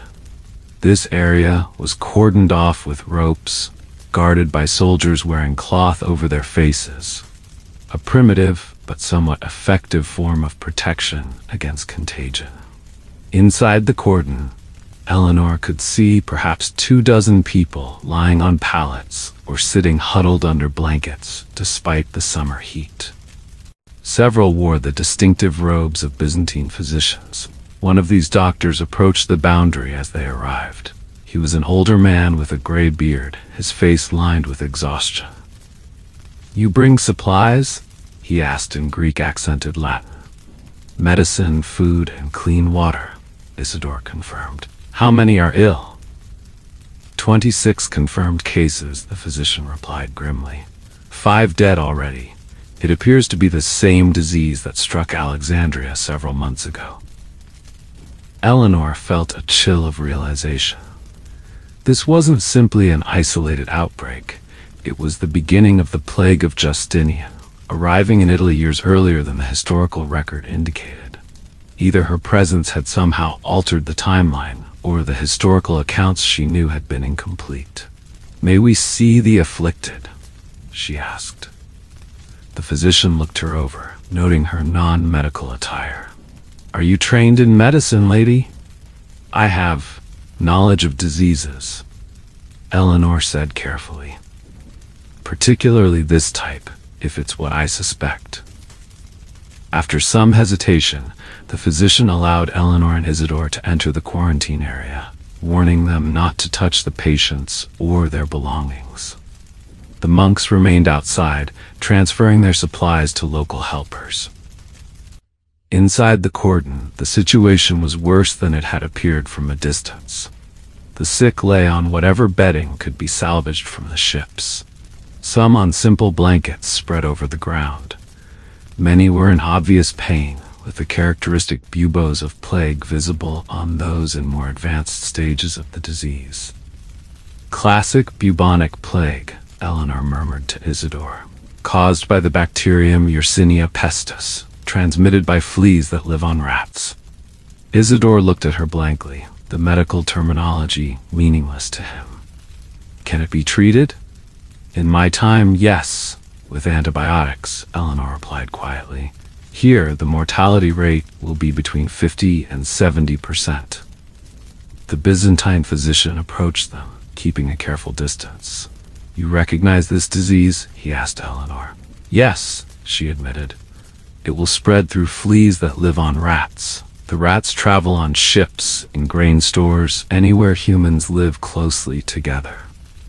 The physician nodded slowly. "I observed the association with rats in Alexandria. We tried burning the bodies of the dead rats, but it was too late. The disease had already taken hold."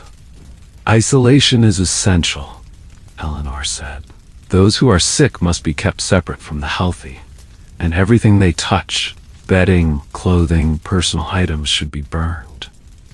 "We do this already," the physician said.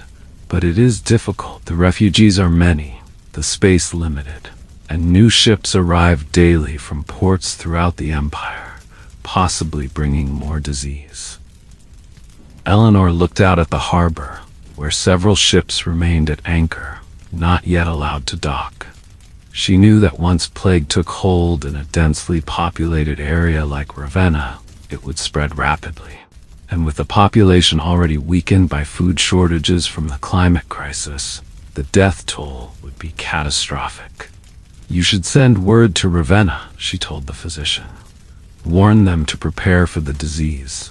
It will reach the city eventually, despite the quarantine. I have sent messengers, he replied warily, but the Gothic authorities are reluctant to cause panic. They speak only of a fever among the refugees, not a plague. This matched historical patterns Eleanor knew well. Throughout history, authorities had often downplayed epidemic diseases, fearing economic disruption or civil unrest more than the disease itself. As they continued their inspection of the quarantine area, Eleanor noticed a small girl sitting beside a woman who was clearly in the advanced stages of the disease. The child appeared healthy so far, but her eyes were wide with fear and confusion. Her mother? Eleanor asked the physician. Yes, the father died on the journey from Greece. If the mother succumbs, she will be alone. Eleanor felt a surge of emotion. This child represented countless millions throughout history whose lives were devastated by events beyond their control. Climate disasters, plagues, wars. In her academic work, Eleanor had analyzed such events dispassionately, examining their impacts on population levels, economic systems, and social structures. But here, faced with the individual human cost, statistics seemed hollow. Before she could approach the child, Isidore touched her arm. Someone is watching us, he said quietly. Following his gaze, Eleanor spotted a familiar figure observing them from near the harbor master's building. Procopius, the Byzantine historian and secretary to General Belisarius. He made no attempt to hide his interest, openly studying them as they moved through the quarantine area. We should go, Eleanor said. We've seen enough to confirm what we suspected. After thanking the physician and promising to send more supplies, they left the quarantine zone. Eleanor was careful to wash her hands thoroughly in a barrel of seawater before they departed, explaining to Isidore the importance of this simple measure, knowledge that was far ahead of 6th century medical understanding. As they prepared to return to Ravenna, Procopius approached them directly. A curious place for a scholar to visit, he remarked to Eleanor. Most would flee from, not toward, such contagion. I have an academic interest in how diseases spread, Eleanor replied, deciding that a partial truth was safer than an outright lie. Indeed? Procopius raised an eyebrow. An unusual field of study for anyone, particularly a woman. But then, you are unusual in many ways, aren't you, Lady Elena? Eleanor felt Isidore tense beside her. We should return to the city before nightfall, my lady, the monk said pointedly. A moment, if you please, Procopius said, his tone making it clear this was not really a request. I have questions about your medallion, Lady Elena, particularly its resemblance to one I encountered in Constantinople several years ago. Eleanor decided to take a risk. You mentioned a woman who possessed a similar medallion. Who was she? Procopius studied her face carefully before answering. She called herself Sophia. Like you, she was educated beyond the normal expectations for a woman. Like you, she spoke of things most would not know or understand, and like you, she seemed out of place in our world. What happened to her? Eleanor asked, trying to keep her voice steady. She disappeared, Procopius said simply, after making several predictions that later proved accurate, including one about a darkness that would cover the sun. He paused. A darkness very much like the one we now experience. Eleanor felt a mixture of excitement and apprehension. This Sophia had almost certainly been another time traveler, and she had found a way back to her own time. Did she explain how the medallion worked? Eleanor asked, abandoning pretense. A slight smile crossed Procopius's face. So you admit there is something unusual about it? That it is more than mere jewelry? Eleanor glanced at Isidore, who gave a small nod of encouragement. I believe it may have properties beyond the ordinary, she said carefully. Sophia believed it responded to certain conditions, Procopius said. Astronomical alignments, she called them. Moments when the heavens were arranged in particular patterns. He paused. She left writings explaining her theories. They are in my possession. Eleanor could barely contain her excitement. Would you share these writings? Perhaps, Procopius said, for a price. What price? Isidore asked suspiciously. Information, Procopius replied. Lady Elena possesses knowledge that would be valuable to those who wish to understand our current situation. Knowledge of what causes this darkness, how long it will last, what consequences we might expect. He was asking her to share her historical knowledge, information that could potentially alter the course of events. Eleanor hesitated, weighing the ethical implications against her desire to find a way home. I will tell you what I can, she said finally, but there are limits to what I should reveal. Procopius seemed satisfied with this answer. Come to the governor's palace in Ravenna tomorrow. Ask for me by name. Bring the monk if you wish, he added, nodding to Isidore. I suspect he knows more than he reveals as well. After Procopius departed, Eleanor and Isidore boarded the boat back to Ravenna, both lost in thought. Can we trust him? Isidore asked finally. I don't know, Eleanor admitted. Procopius is a complex figure in history, brilliant but also cynical, opportunistic. His accounts of this period are invaluable to historians, but they're also colored by his personal biases and political considerations. Yet if he has information about another person like you, another traveler who found a way home. Exactly, Eleanor said. It's a risk we have to take. By the time they returned to Ravenna, the city was in even greater turmoil. Rumors of the plague had spread despite the authorities' attempts to downplay the situation. People with means were fleeing to country estates, while the poor crowded into churches seeking spiritual protection. Gothic soldiers had increased their presence, enforcing a curfew and restricting movement between districts. At the monastery, they found a message waiting from the abbot, requesting their immediate presence. They were led to his private quarters where the elderly man was conferring with several other clerics. Ah, Brother Isidore, Lady Elena, he greeted them gravely. You visited the refugee camp at classes today? Yes, Father Abbot, Isidore confirmed. And is it true? The plague has come? Eleanor stepped forward. It appears to be bubonic plague, yes, the same disease that was reported in Egypt earlier this year. The abbot crossed himself. God have mercy on us all. How bad will it become? Eleanor chose her words carefully. It will spread, despite quarantine efforts. The mortality rate is high, but not everyone who contracts it will die. The Gothic authorities are trying to prevent panic, one of the other clerics said.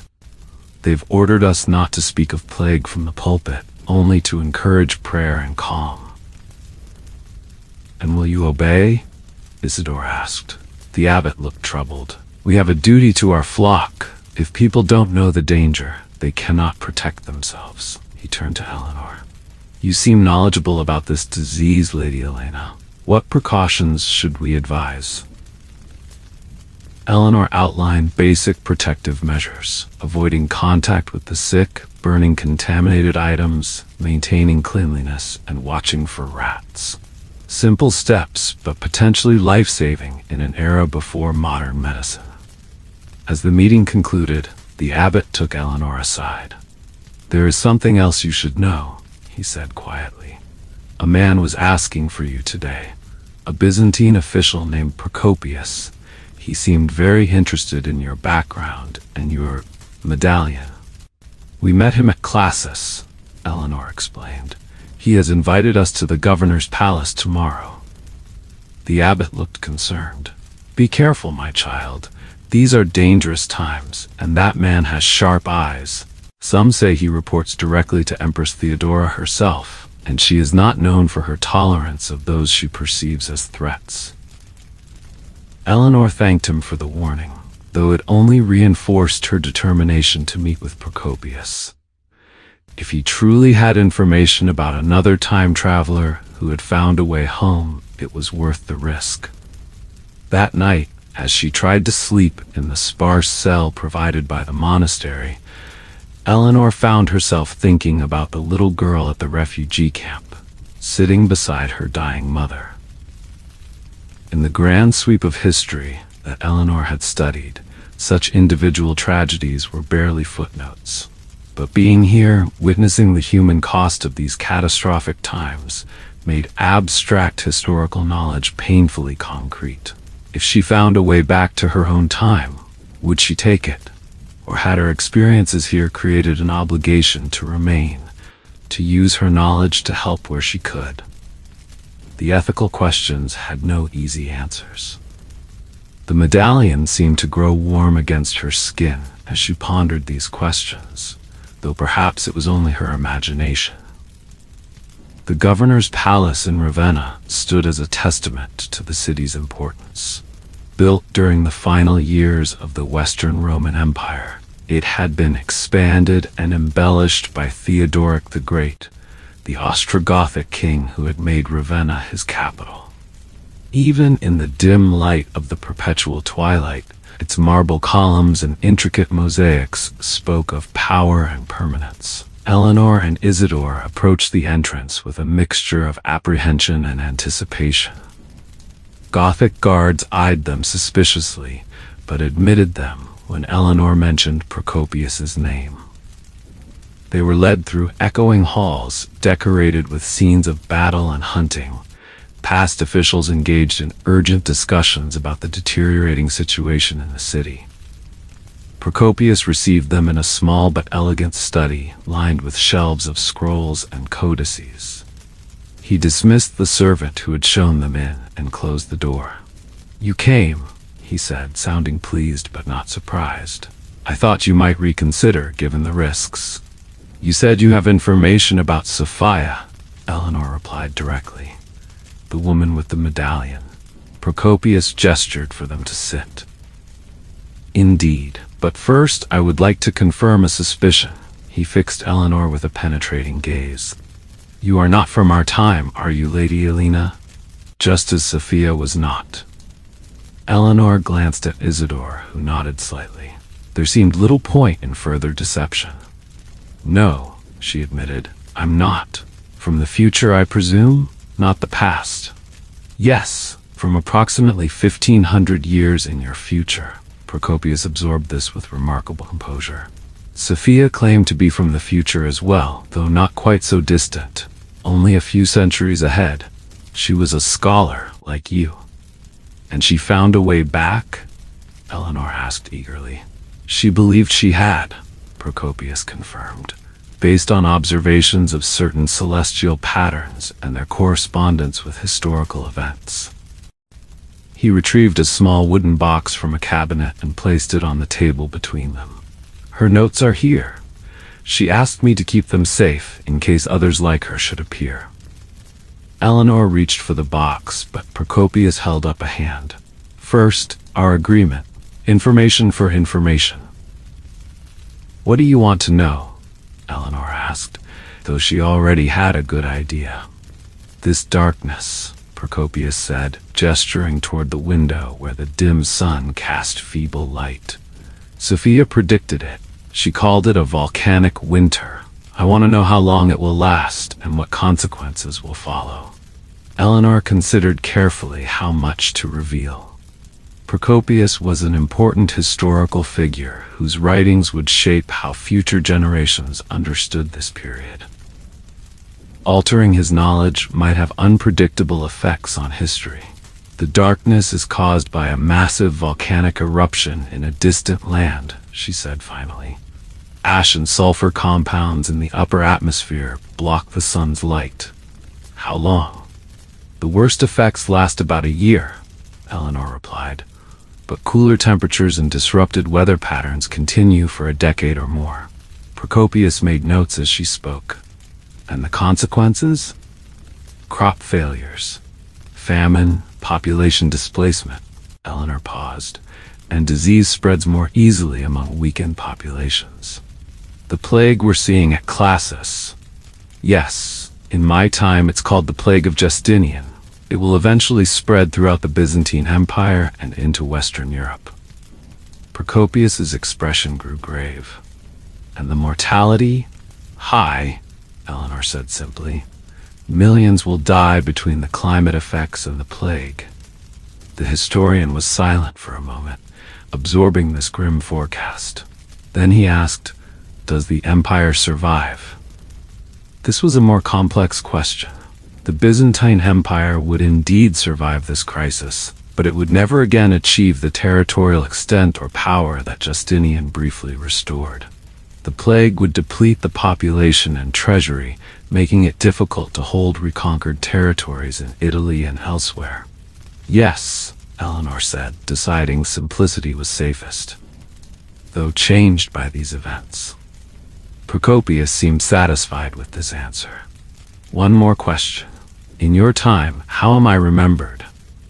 The question caught Eleanor off guard.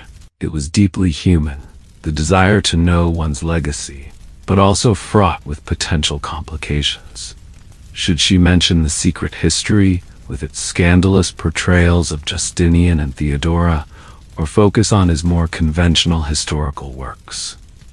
As one of the most important historians of the Byzantine era, she said carefully, your accounts of this period are crucial sources for understanding the reign of Justinian, the Gothic War, and, she gestured to the window, this climatic event. A small smile played at the corners of Procopius's mouth. All of my accounts? Eleanor realized he had already begun writing his controversial secret history. All of them, she confirmed, though some weren't published until after your death. This seemed to please him. He nodded and pushed the wooden box toward her. As promised, Sophia's notes on the medallion and its properties. Eleanor opened the box with trembling hands. Inside were several sheets of parchment covered in neat Greek script, along with diagrams of astronomical configurations and what appeared to be mathematical calculations. She believed the medallions were created by an ancient sect devoted to Kronos, Procopius explained as Eleanor examined the documents. They supposedly allowed initiates to witness important moments in history, but Sophia discovered they could also transport the bearer physically across time under specific conditions. What conditions? Eleanor asked, skimming the dense text. Celestial alignments combined with environmental anomalies, like our current darkened sky, and the presence of what she called temporal nodes, places where the fabric of time is naturally thinner. Isidore leaned forward with interest, like the convergences mentioned in the manuscripts we found. Exactly, Procopius agreed. Sophia identified several such nodes throughout the empire. One of them is here in Ravenna, at the Basilica of San Vitale. Eleanor's pulse quickened. San Vitale, where she'd been conducting research with Isidore. The basilica is still under construction. The node exists regardless, Procopius said. According to Sophia, it's located beneath the central altar. And if her calculations are correct, a significant celestial alignment will occur 3 nights from now, a configuration that might allow passage back to your time. Only 3 nights? Eleanor said, feeling suddenly overwhelmed. The prospect of returning home, which had seemed so remote, was now potentially imminent. If you choose to attempt it, Procopius said, studying her face. Sophia was uncertain if travelers could select their exact destination in time.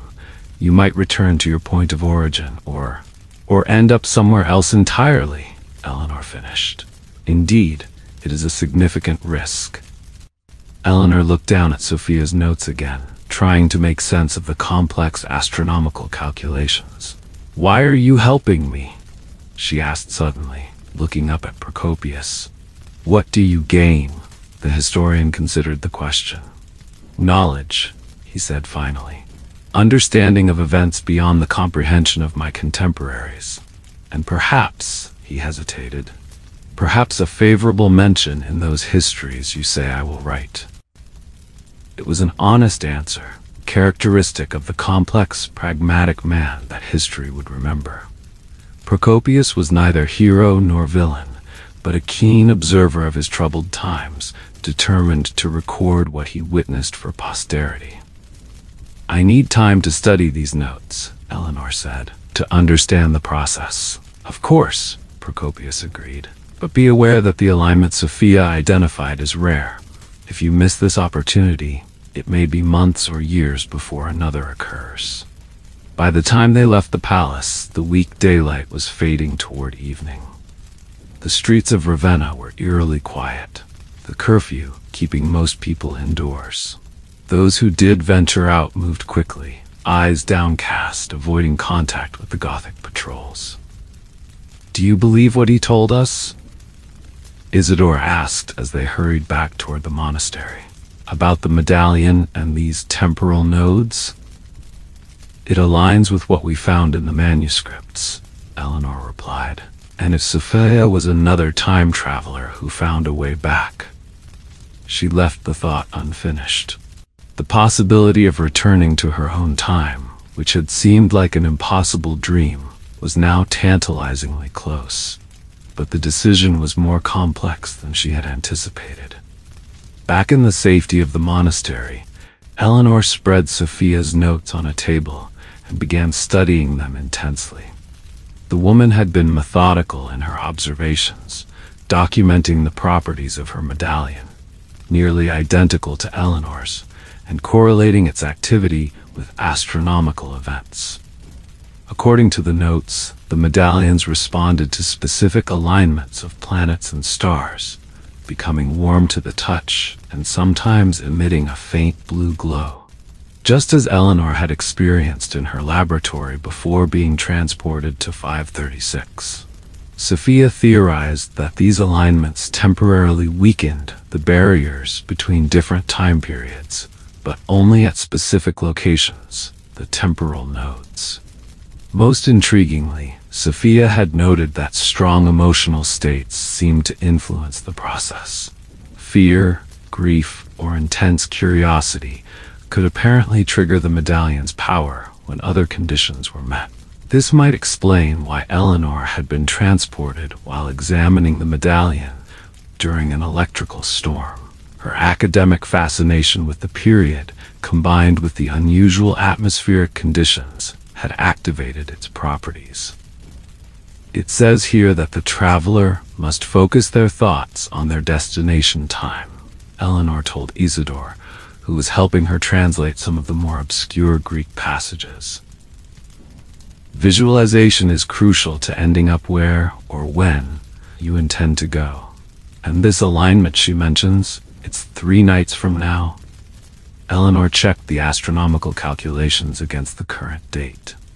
Yes, during the hour before dawn, Venus, Mars, and Saturn will form a specific configuration that Sophia identified as conducive to temporal passage.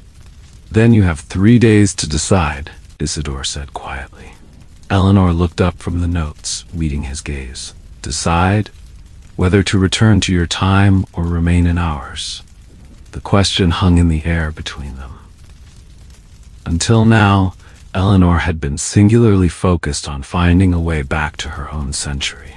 It seemed the natural goal, to return to her proper place in history, to the world she understood and where she belonged. But her experiences in the 6th century had affected her profoundly. The academic detachment with which she had previously studied this period had been replaced by personal connections and first-hand understanding of the human suffering caused by the cascading crises of 536 and the years that followed. "I don't know," she admitted finally. "If I stay, perhaps my knowledge could help save lives during the plague. But if I interfere too much with the historical record..." "You fear changing the future," Isidore surmised. "Yes.